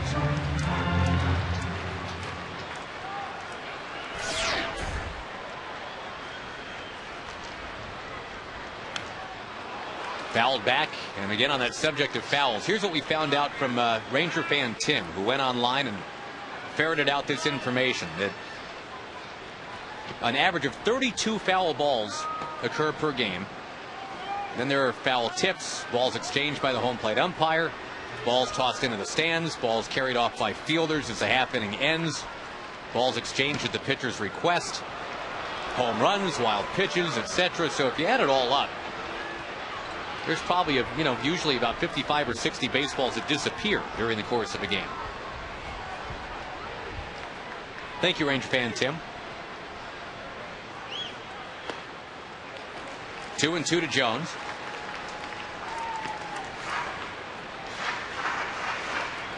Ranger fan Ronnie wants to know why most times does the home plate umpire change out baseballs every time one is in the dirt. Well, generally the hitter doesn't want a ball that's scuffed. That ball tends to have a little more movement to it than a ball that's just been rubbed up by the umpire. So if it's in the dirt, the hitter's going to ask the umpire to look at it, and the umpire's going to check it, and if there's any kind of a scuff mark on it at all, he'll toss that ball out. It makes your sinker sink a little bit more. Makes the ball tail away a little bit more if it's inclined to do that. Not a lot, but enough. And when you're talking about just a little bit, fraction of an inch, whether you hit the ball solid or whether you hit it off the handle or off the end of the bat, that little bit of extra movement can make a big difference for the pitcher. You can't see it as a fan, but you can sense it as a hitter. Jones down on strikes, the very first out here in the 6th inning. Now a chance for Blaylock. The second time he's got him with a backup slider. The last time up, Andrew hit a tapper back to the mound, and that time he swung through it.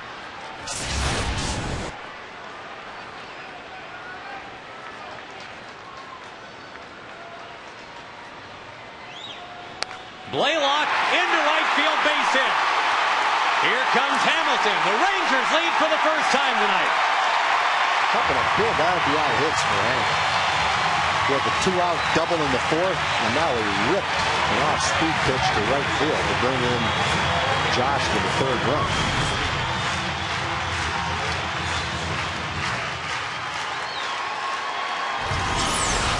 Now it's Millwood instead of Smoltz that can get the win.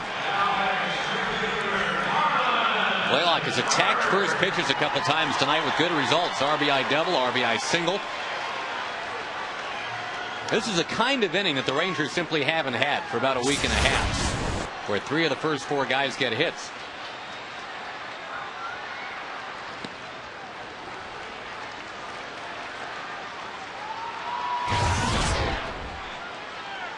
You saw Manny Del Carmen in the bullpen. He's ready.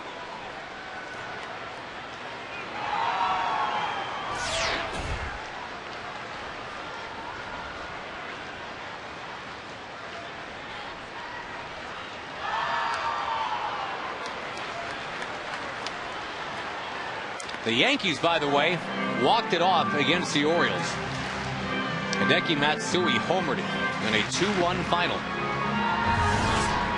So the Red Sox might have some company in first place as you look at the Firestone in-game box score.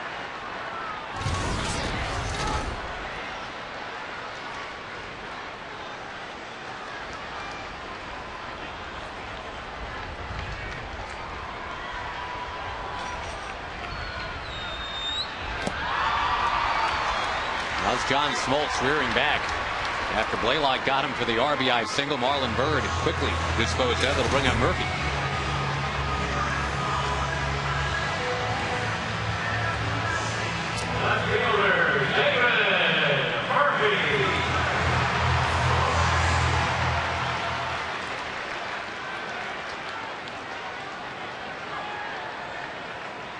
Murphy, the 3-hit night last night. 0 for 2 this evening. Boy, and that 0 for 23 start he had for his season tag just seems like a mirage now, like it was never even there. He's made a good comeback since that, for sure.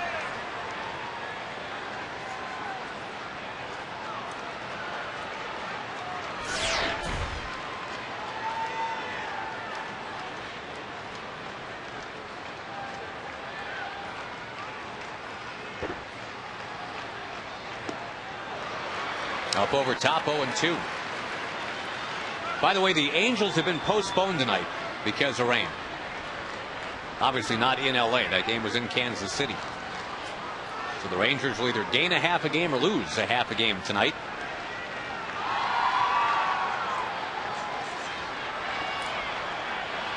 Rangers head to Kansas City this coming weekend.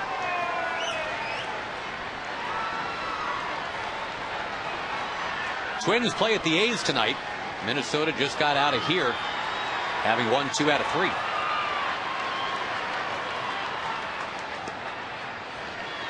White Sox leading Tampa Bay 4-3 in the 7th. 3 solo home runs for Tampa Bay. Crawford, Zobrist, and Longoria. Those are the only 3 hits for Tampa Bay.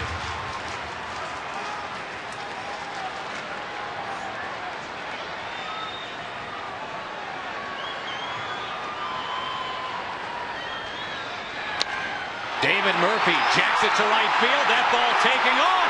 It is gone!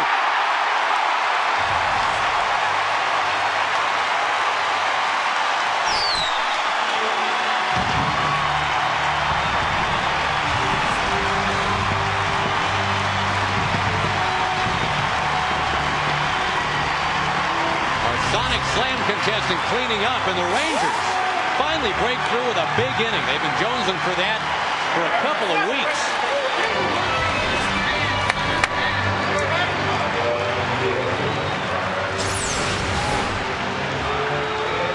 That's a golf shot. It's a lot like the ball that Kadire hit the other night. It's an off-speed pitch. David was fooled by it, but he kept his hands back and still got the good part of the bat on the ball. Kadire hit his home run to left field on a similar pitch, and it just shows how strong the hitters are. If you get the good part of the bat on the ball and hit it with the right trajectory, these guys are strong enough to hit it 360 feet. Number 8 this year for Murphy. Michael Young has started the inning with number 12 for him. After the visit from John Farrell, here is Smoltz to Saltalamacchia, who strafes it to center. Deep again! Gone again!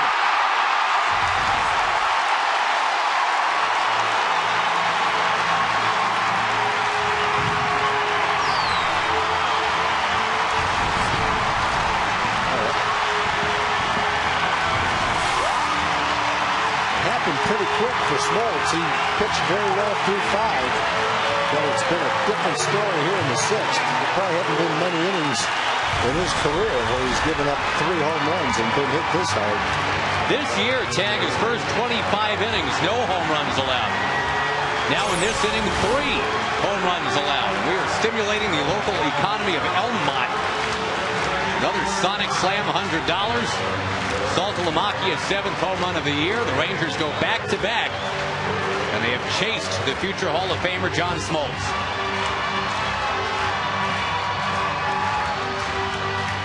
The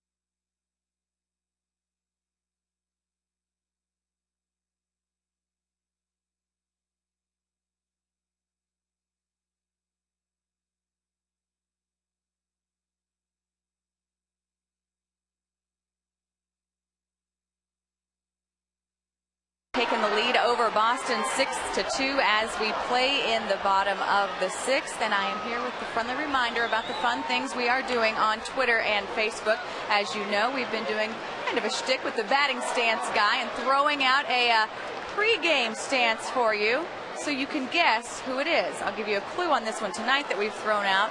He is on the field today.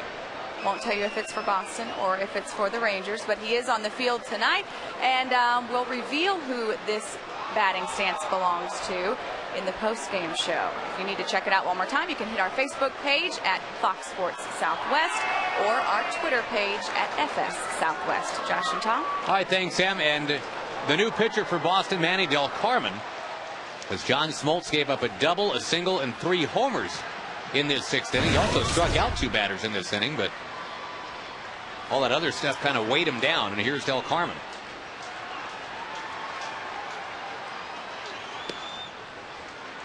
Elvis Andrus, the 8th Ranger to bat in what has been a 5-run 6th inning.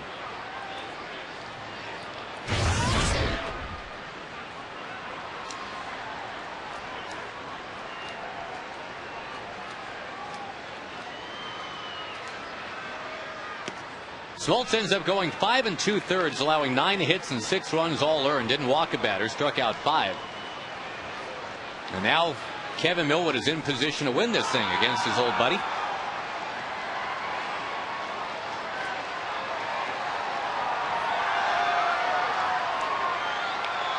Check swing foul. Eddie Guardado has been throwing down in the bullpen. It appears that 110 pitches, 6 innings will be it for Kevin. Good solid outing.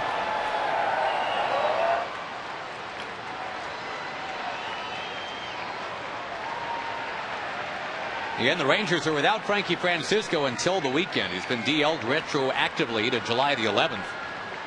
3rd time that Frankie's been on the DL this year. This time it's with what is being called a mild case of pneumonia. He came in the ballpark ill yesterday. Never was available in that 12-inning game for the Rangers. As it turned out, they didn't really need him. The rest of the bullpen was great.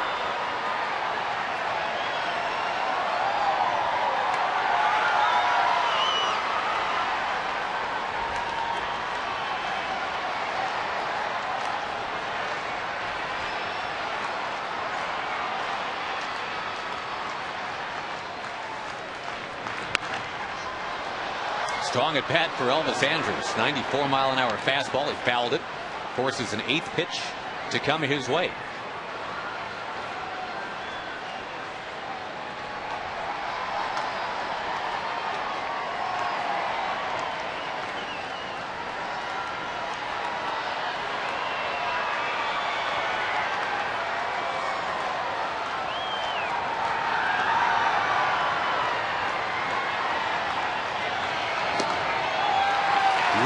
At bat for Elvis Andrus, waits out a walk, and the only man yet to bat this inning coming up, that's Kinsley.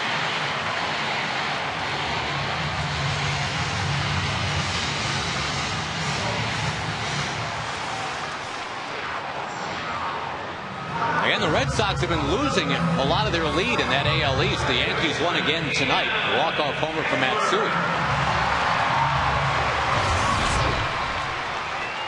Could be a tie atop the AL East. The Rangers trying to get to within 2.5 in the West.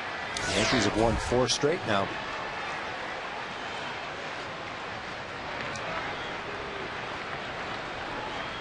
If Tampa Bay comes back and wins tonight, they'll only be 3.5 games out.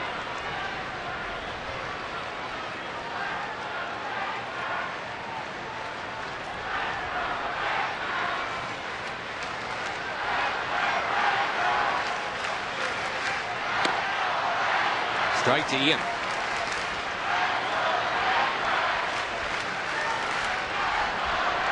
Over in the National League, the Braves have taken care of the Giants 11-3. That's gone final. Very young pitching star Tommy Hanson goes to 5-0.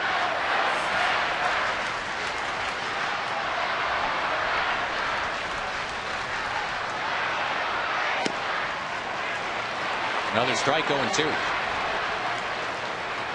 Phillies still have the big lead in that NL East. They beat up on the Cubs 10-1 tonight.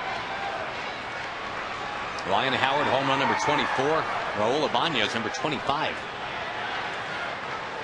That team can hit.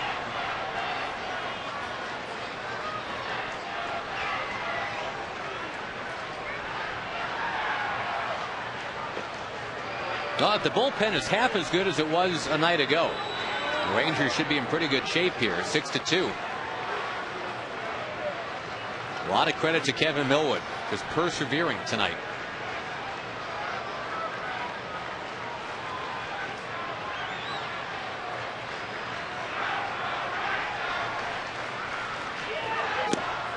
Kinsler down on strikes, and that's the inning. But what an inning it was. The Rangers, who at one point tonight trailed 2-0. Well, they got back to within 2-1 and then went crazy here in the 6th.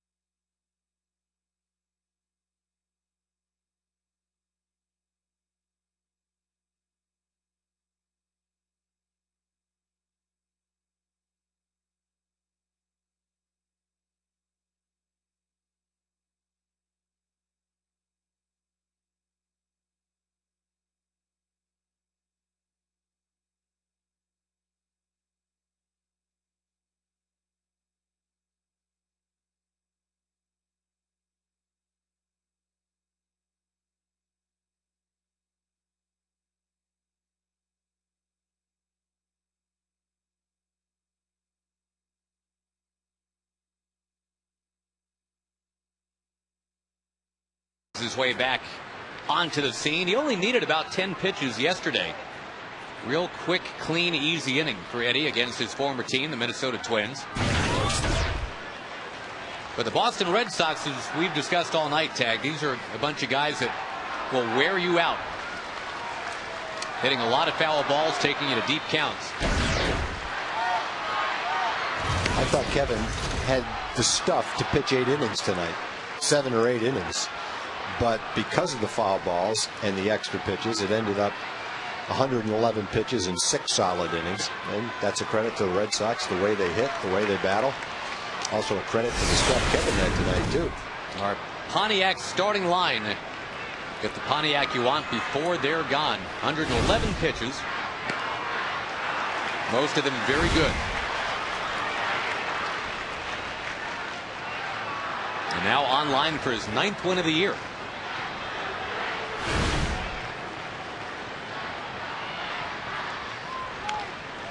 Fouled by J.D. Drew.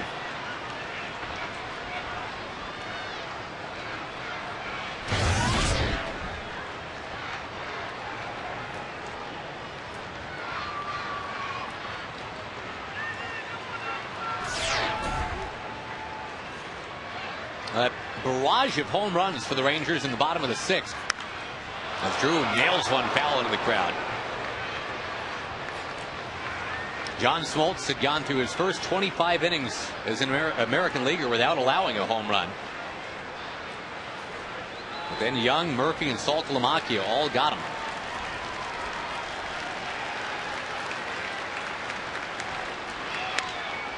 Another foul ball from J.D. Drew. And a couple scores we haven't gotten to. The Mets over the Nationals 6-2. Washington fades to 40 games under 500. They're 26 and 66. And the Astros lead the Cardinals tonight 3-2 in the 8th inning. Houston's still right there in the NL Central.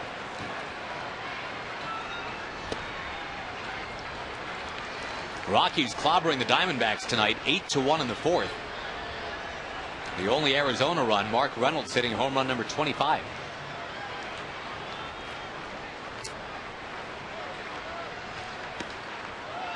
That one drifting inside to Drew. And again, pretty typical of the Red Sox. Guardado threw 9 pitches in a full inning last night. He's about to throw 9 pitches to just one dude right here. Ninth one was real good. The Red Sox don't have a base runner since the 4th inning. They got him to chase a pitch out of the strike zone. Generally, you won't get Drew to do that. Maybe a little bit more inclined to do it against a left-hand pitcher than a right-hand pitcher. But Drew, a very patient hitter with a good eye at the plate, swung at a pitch out of the strike zone right there to lead off the inning.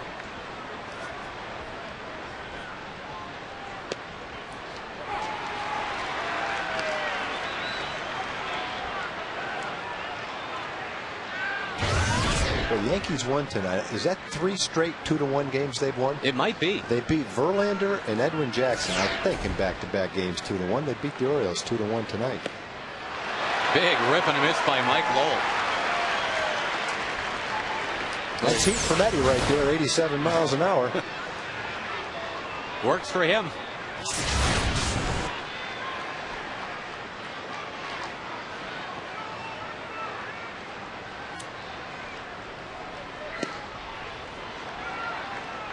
Again, the Rangers and Red Sox play tomorrow night with Tommy Hunter against Josh Beckett. Beckett, the native Texan, 11-3. Tommy Hunter's got an ERA of about 2.5 for the Rangers.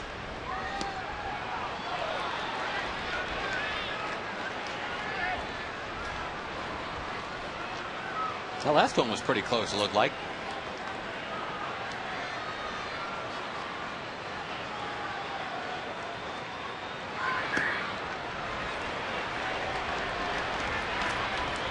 Lowell 2 for 2 tonight. A couple of singles. Then was cut down trying to score on a base hit by Varitek. 1 run did score on that play. The first 4th inning run that Millwood's allowed all year, incredibly. Popped up. Blaylock under it. He's got it.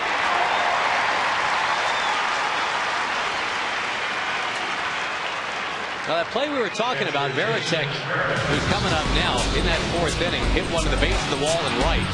And the relay. Beautiful. Our Coors Light freeze can.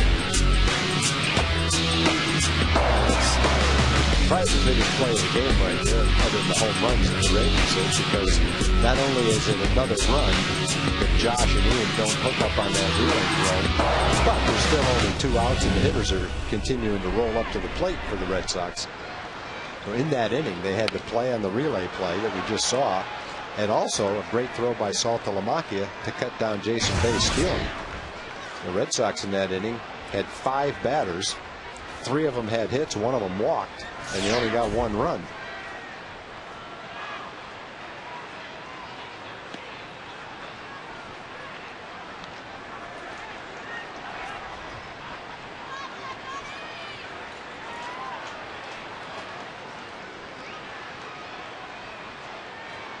Varitek pokes what seems like foul ball number 5,000 tonight into the crowd. It's actually number 40 for these Boston Red Sox.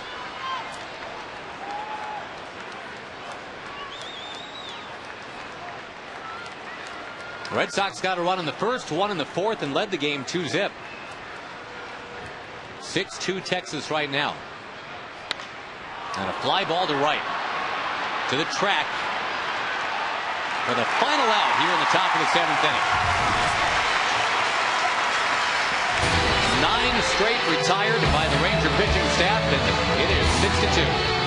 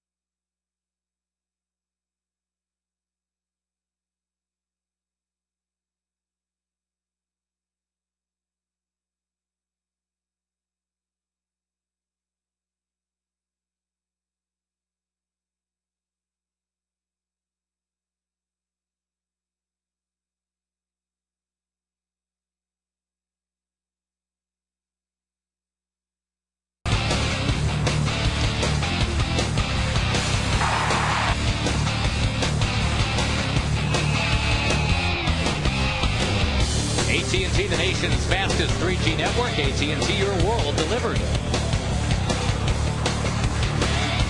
Rangers 6 and the Red Sox 2. 3 Ranger home runs in the Sonic Slam inning.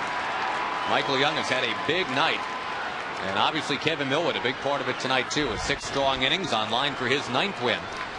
And would be his first of July. The 3-for-3 guy, Michael Young, against Takashi Saito. Just brought in from the bullpen.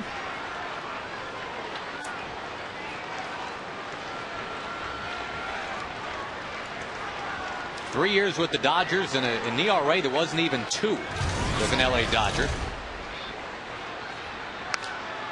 Young will spray one foul. The Red Sox definitely have some bullpen depth. Saito has been a nice pickup for them.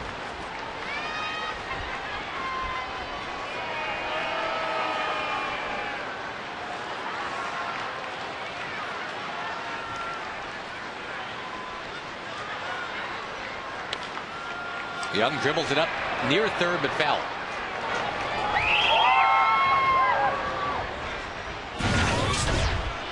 .52 earned run average for Saito.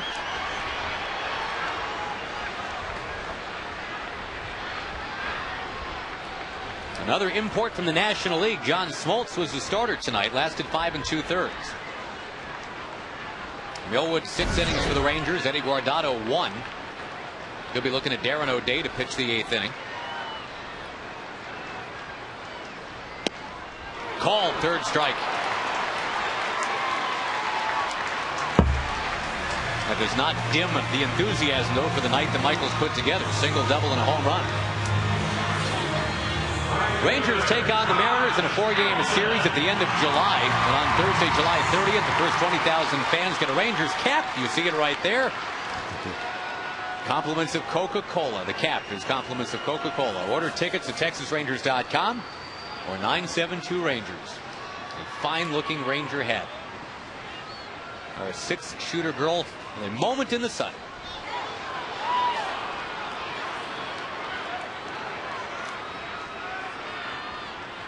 She's been waiting in the booth an hour and a half. Poor girl. Stephanie did a fine job. Been up here for about 4 innings. Fortunately, she likes baseball. And she gets a free hat out of the deal. Hamilton a grounder to short for Lowry. 2 up, 2 down in the bottom of the 7th. The Angels have been postponed tonight due to rain in Kansas City. The Rangers looking to pick up half a game. And again tomorrow night, Tommy Hunter against Josh Beckett at 7:05. Good seats still available. 972 Rangers, the number to call, or go online at TexasRangers.com.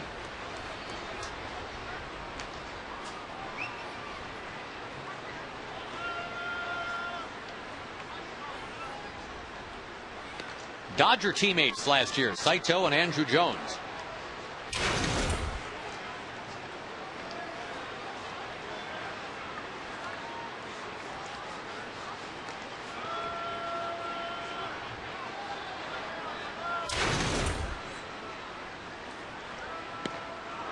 Boy, Andrew almost toppled right over with that swing.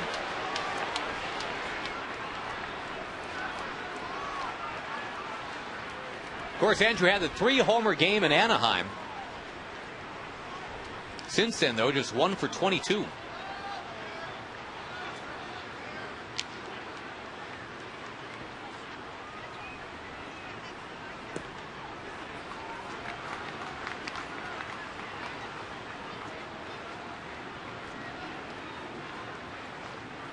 Tom, we've confirmed that indeed the Yankees and Tigers with that those 2-2-1 games and the Yankees-Orioles 2-1 game, you were right.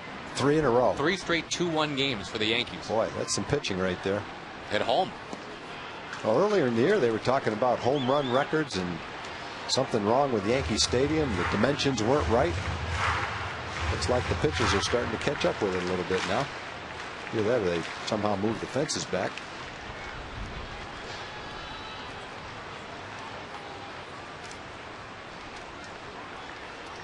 White Sox still leading Tampa Bay 4-3 in the 8th inning tonight. Good race shaping up in the AL Central. Detroit, Chicago, Minnesota.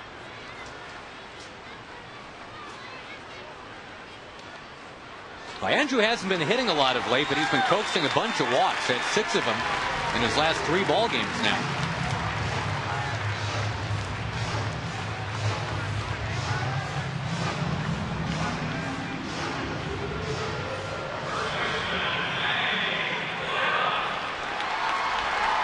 Blaylock has had himself a real nice night. He's been solid in the field. And on 2 first pitch swings, he's got a couple of runs batted in.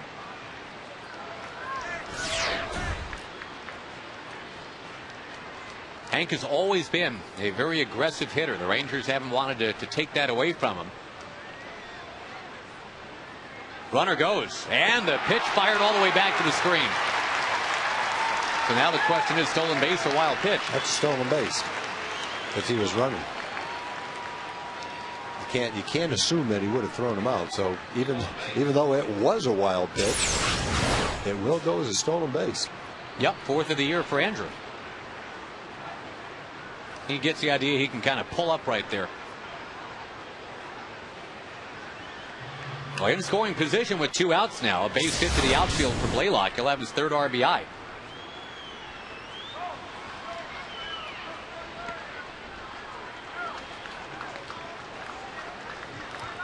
The Twins apparently not fazed by that late night and all the travel. They've got a 3-1 lead in Oakland in the 1st inning tonight.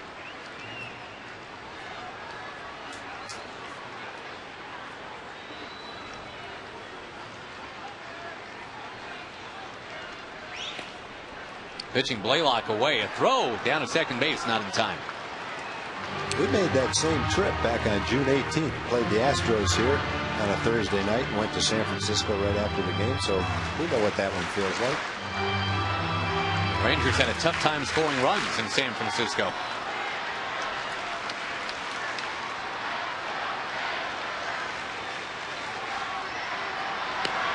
We're going to make it again on the 2nd of August. We play Seattle here on Sunday night and go to Oakland to play the next day. That's a city that's still bustling, though, at 3 in the morning. No, maybe not bustling, but it's still awake. You saying you got plans after we get there? I'm just saying that city doesn't sleep. Blaylock lifting it to left. And that's the inning. The Rangers strand Jones, but at the end of 7, the Rangers lead 6-2.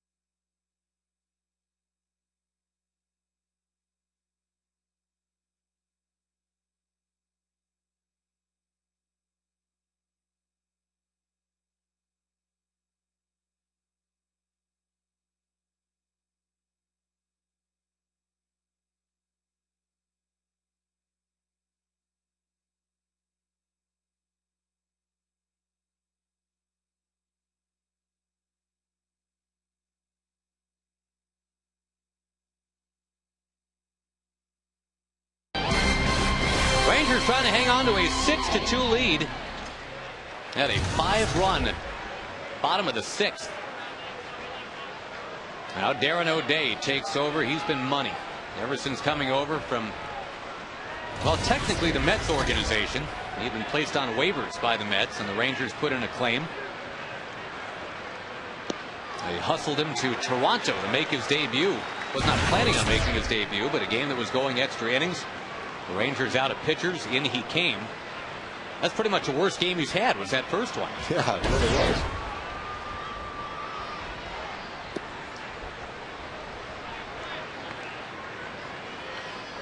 (9-1-2) in the order for Boston here. Jed Lowry 0 for 2 tonight. And very recently off the DL. It was 8 shutout innings on 2 hits last night for the bullpen. So far, it's 1 shutout inning on no hits. Eddie had a 1-2-3 inning. That ball popped near the Boston dugout. Michael Young has got it.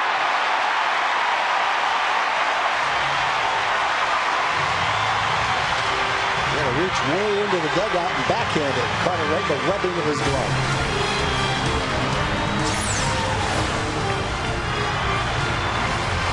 Whoa, a little snow cone. He snapped it right back into the pocket of his glove, though. Make sure it didn't fall out. Neat little trick right there.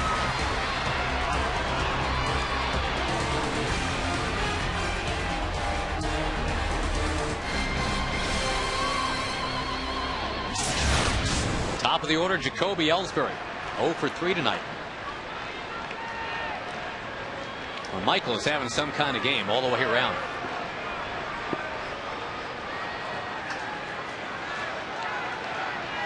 A couple of guys who have been around the block for the Rangers. Blaylock, solid tonight. Young, absolutely.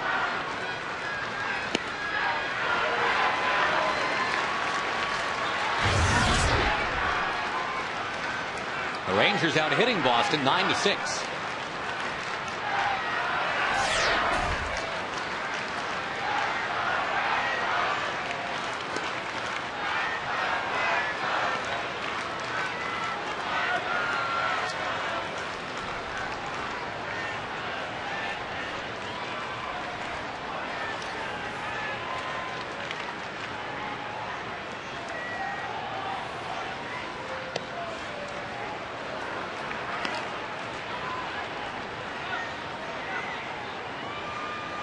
Boston in danger of losing 3 straight. Of course, the Rangers were in danger of doing the exact same thing.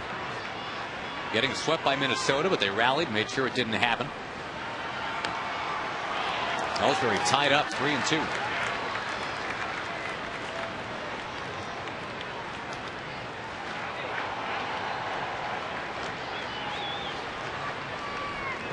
If the Rangers do hang on and win tonight, they would go to 3-1 this year against Boston. It's a team that has just given them fits the last couple of years.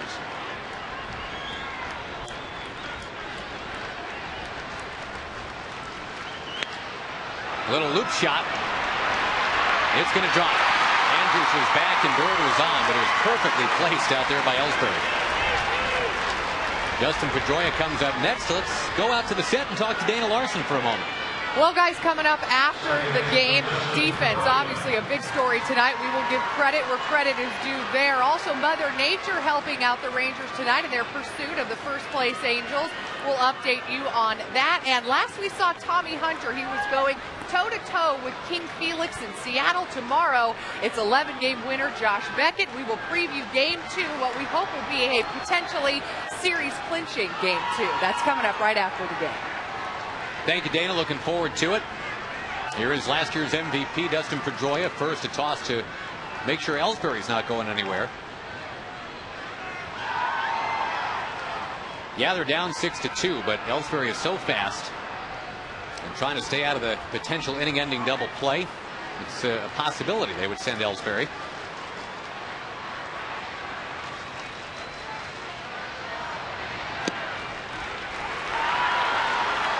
Only Carl Crawford has more steals than Ellsbury right now in the American League.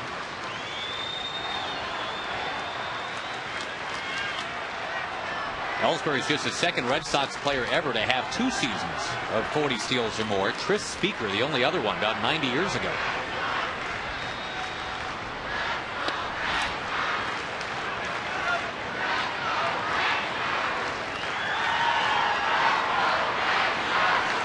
Dustin Pedroia sometimes will go and get pitches outside the strike zone, and not only does he make contact, but somehow he drives those pitches too.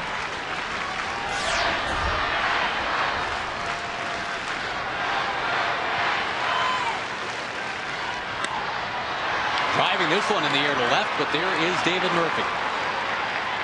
Just kind of hooked it out there. He's way too down. Well, one of the keys to beating the Red Sox is pretty obvious. Keep Ellsbury and Pedroia off the bases. They've done it 7 out of 8 times. They hit by Ellsbury the only time that either one of them has been on base. Play Seattle, you keep Ichiro off the base. Play the Angels, you have to keep Sean Figgins off the base. And the Red Sox have a couple of guys that make things happen at the top of their lineup, Ellsbury and Pedroia.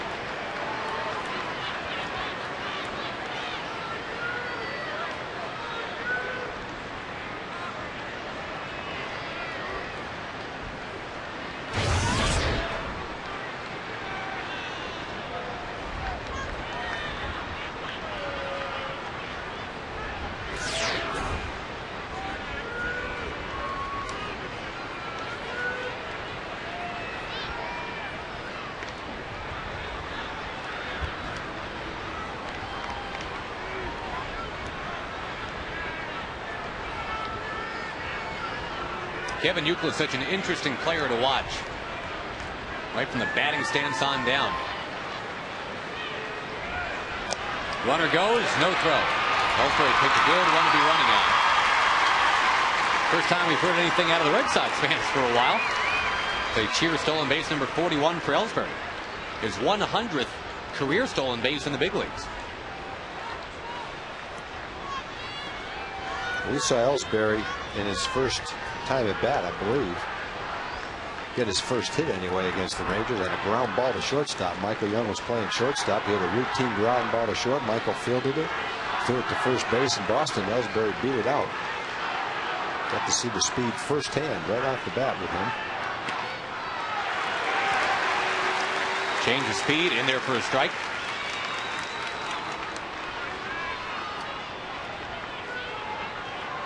The so-called Greek god of walks, Kevin Youkilis, actually did an awful lot of trotting last year. 29 home runs.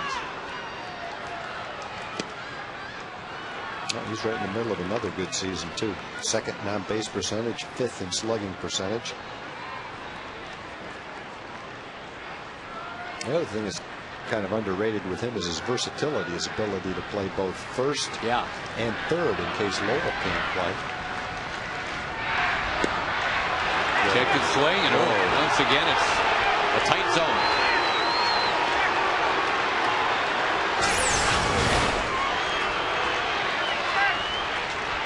A little bit out, yep. Slightly outside. Good call by the home plate umpire. That's Lance Barksdale back there tonight.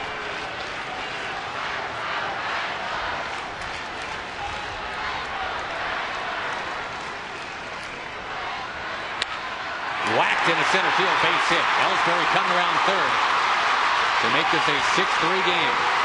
Here's the stolen base. Generally, you say, well, you're down by 4, you don't run. But you got a guy like Ellsbury, let him loose. And you got a base hit and get within 3 runs now.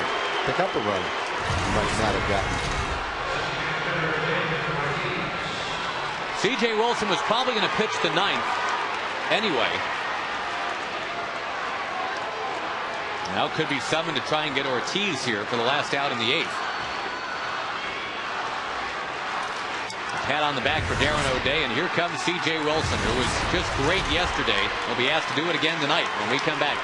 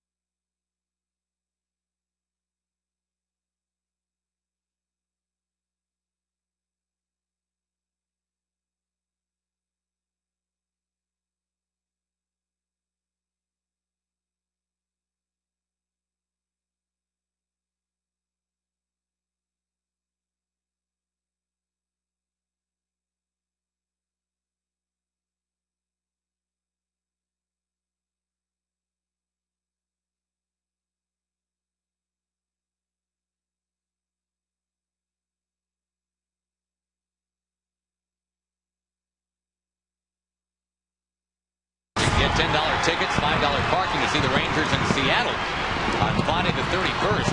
And our fireworks is the coupon code at TexasRangers.com. It's sponsored by 105.3 The Fan. Well, suddenly a big point in this ballgame. C.J. Wilson is summoned to face David Ortiz. Got one man on, so it's not like Ortiz is the tying man, but Jason Bay on deck is. And a busted bat, a little pop-up. Saltalamacchia finds the baseball.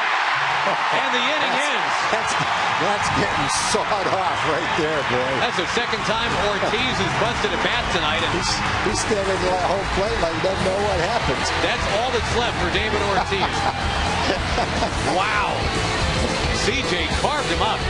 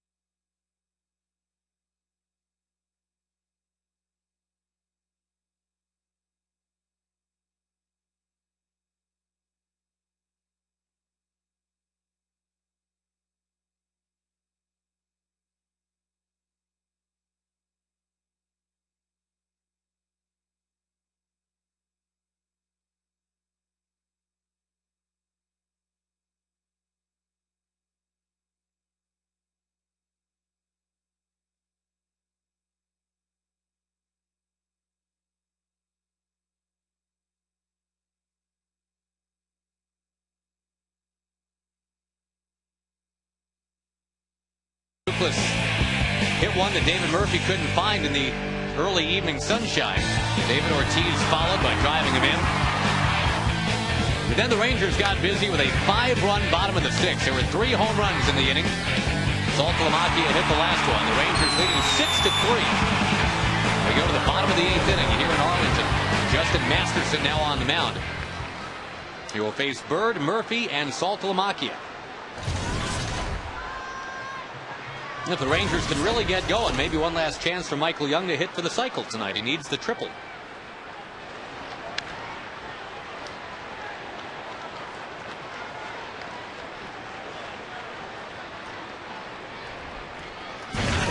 Big Justin Masterson, all 6-8 of them. Already been in 67 innings this year. Mostly in long relief. And Marlon Byrd for the second straight at bat, down on 3 strikes on 3 pitches.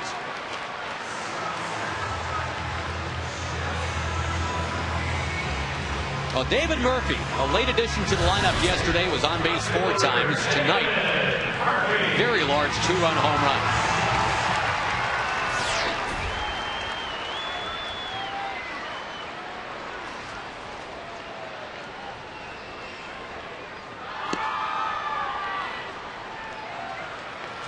Kevin Millwood stands to be the winning pitcher, stands to get to 9-7.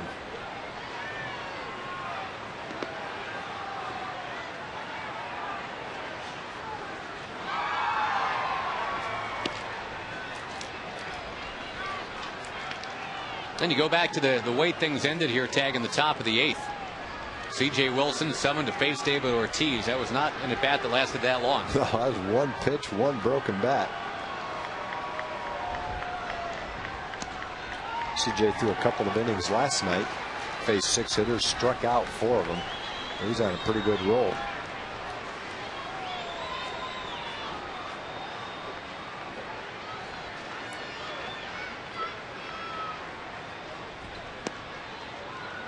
Three and one the count to Murphy. Let's take you back to that pitch that CJ threw.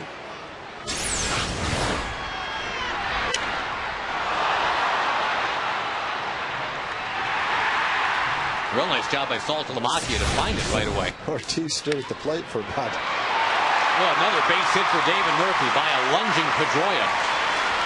Well, that's some ropes that David's hit in the last 2 games. He had 3 hits last night, 2 hard hit singles, and a double down the right field line. Boy, it's been a home run, and that smash back up the middle.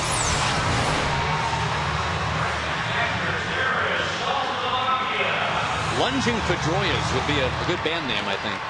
Yeah. He was lunging, but it was hit too hard. He couldn't get to it.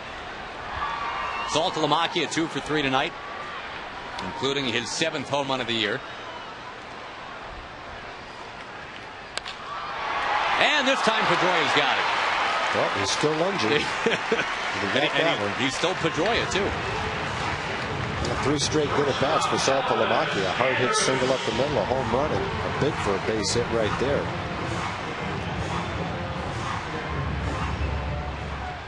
Excellent all-around night, though, for Saltalamacchia. He had that tag out at home plate, too, in the 4th.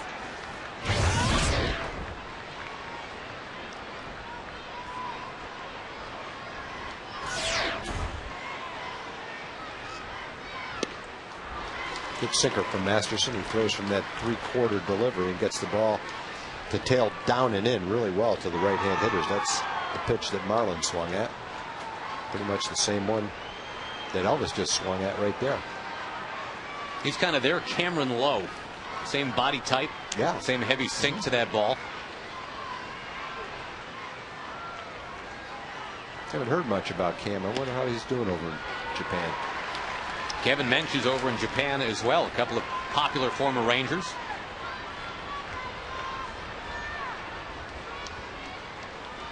Well, Boston in the 9th inning will have Bay, Drew, and Lowell coming up. 5, 6, 7.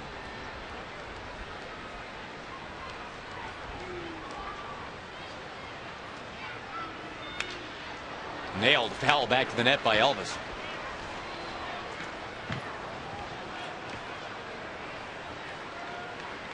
I'm assuming the Angels and Royals will play 2 tomorrow. Haven't heard that for sure yet, but the game tonight did get rained out. Twins are demolishing the A's tonight, 8-2 in the top of the 2nd inning. Guess they got mad after losing last night. Well, ball gets away. Murphy heading to a vacant second base. Only now does Lowry even get over there. That'll be an error.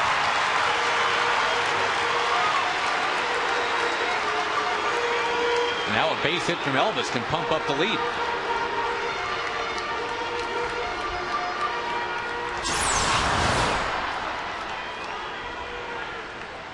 Right through the wickets of Murphy.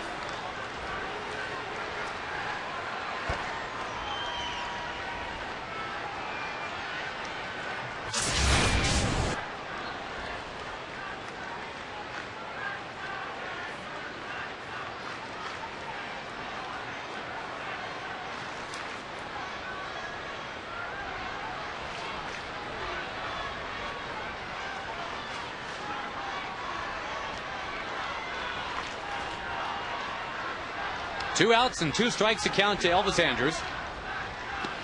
And now strike 3. The Rangers will take a 6-3 lead to the 9th in front of the big crowd here in Arlington.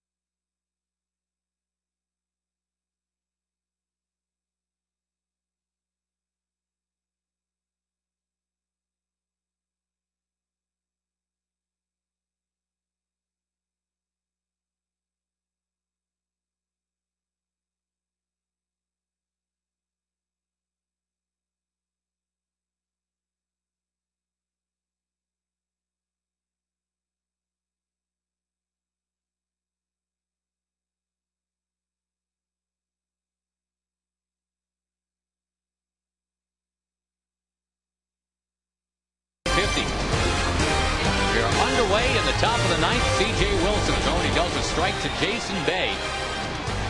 C.J. working with a lot of confidence, kind of building off of yesterday. And you said, Tag, we've seen C.J. throw a lot of pitches this year, throw a lot of innings this year.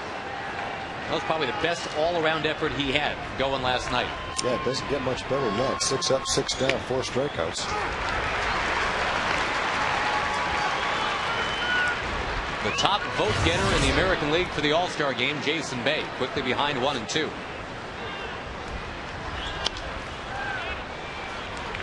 And just for the heck of it, another Boston Red Sox foul. Trying to get to about 4 dozen of those from the Red Sox tonight.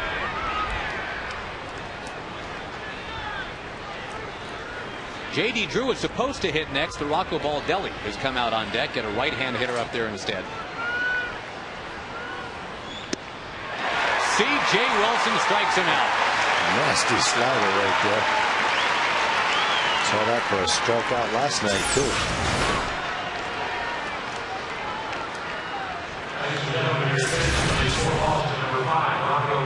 So now it will be Baldelli.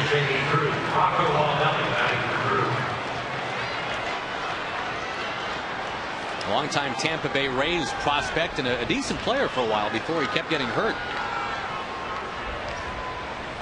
Was third in the Rookie of the Year balloting back in 2003. Can't be easy to come in off the bench, taking a look at that. Strike 1.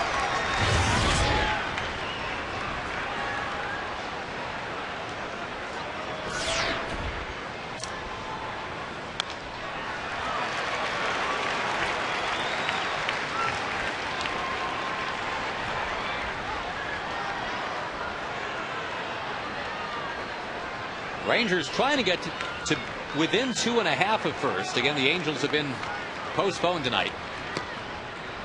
Right now, the Rangers 3 back.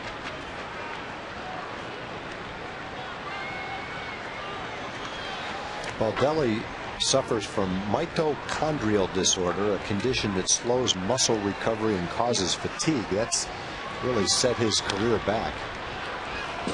He really was a terrific young player for Tampa Bay. The #1 draft, high #1 draft choice with really good tools. Center fielder, could run, could throw. And he's still a talented player, but that condition that he has really kept him from being an everyday player right now. It's to his credit that he's been able to battle back from it and get to the big leagues. Got to be a thrill for him to play for the Red Sox growing up in Rhode Island. The Woonsocket Rocket, they called him. Steve, right 3, and the Rocket goes back to the dugout. Yeah. CJ's faced 9 hitters in the last 2 nights and struck out 6 of them.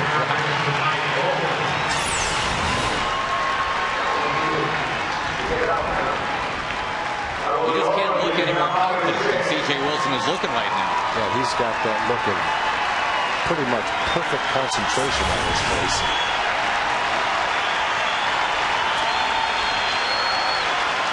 Crowd of about 29,000. Looking for one more out. Don't forget Rangers Live right after the game tonight.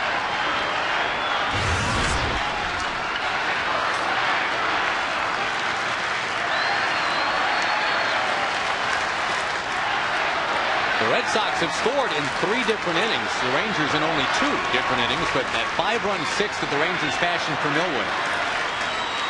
Another one of those games where one team scores more runs in 1 inning than the other team does in the game. Yeah.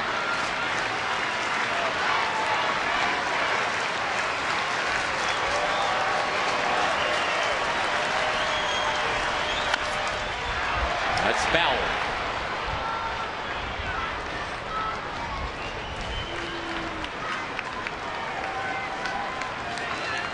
Tommy Hunter against Josh Beckett tomorrow. 7:05 first pitch.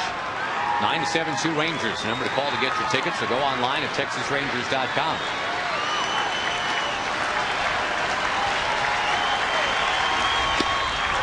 Whoa, close, but no. The Preds wanted it.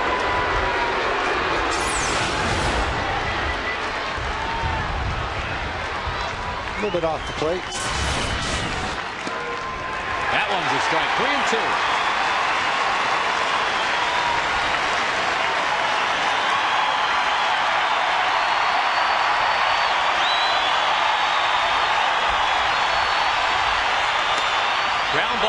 Miller tears after it. He's got it. Ball game. That's making a tough play look easy right there.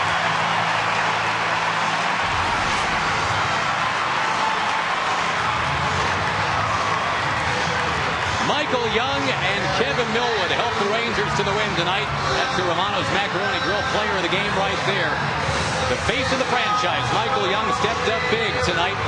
Dana and Mac are standing by. They've got Rangers live. When we come back to our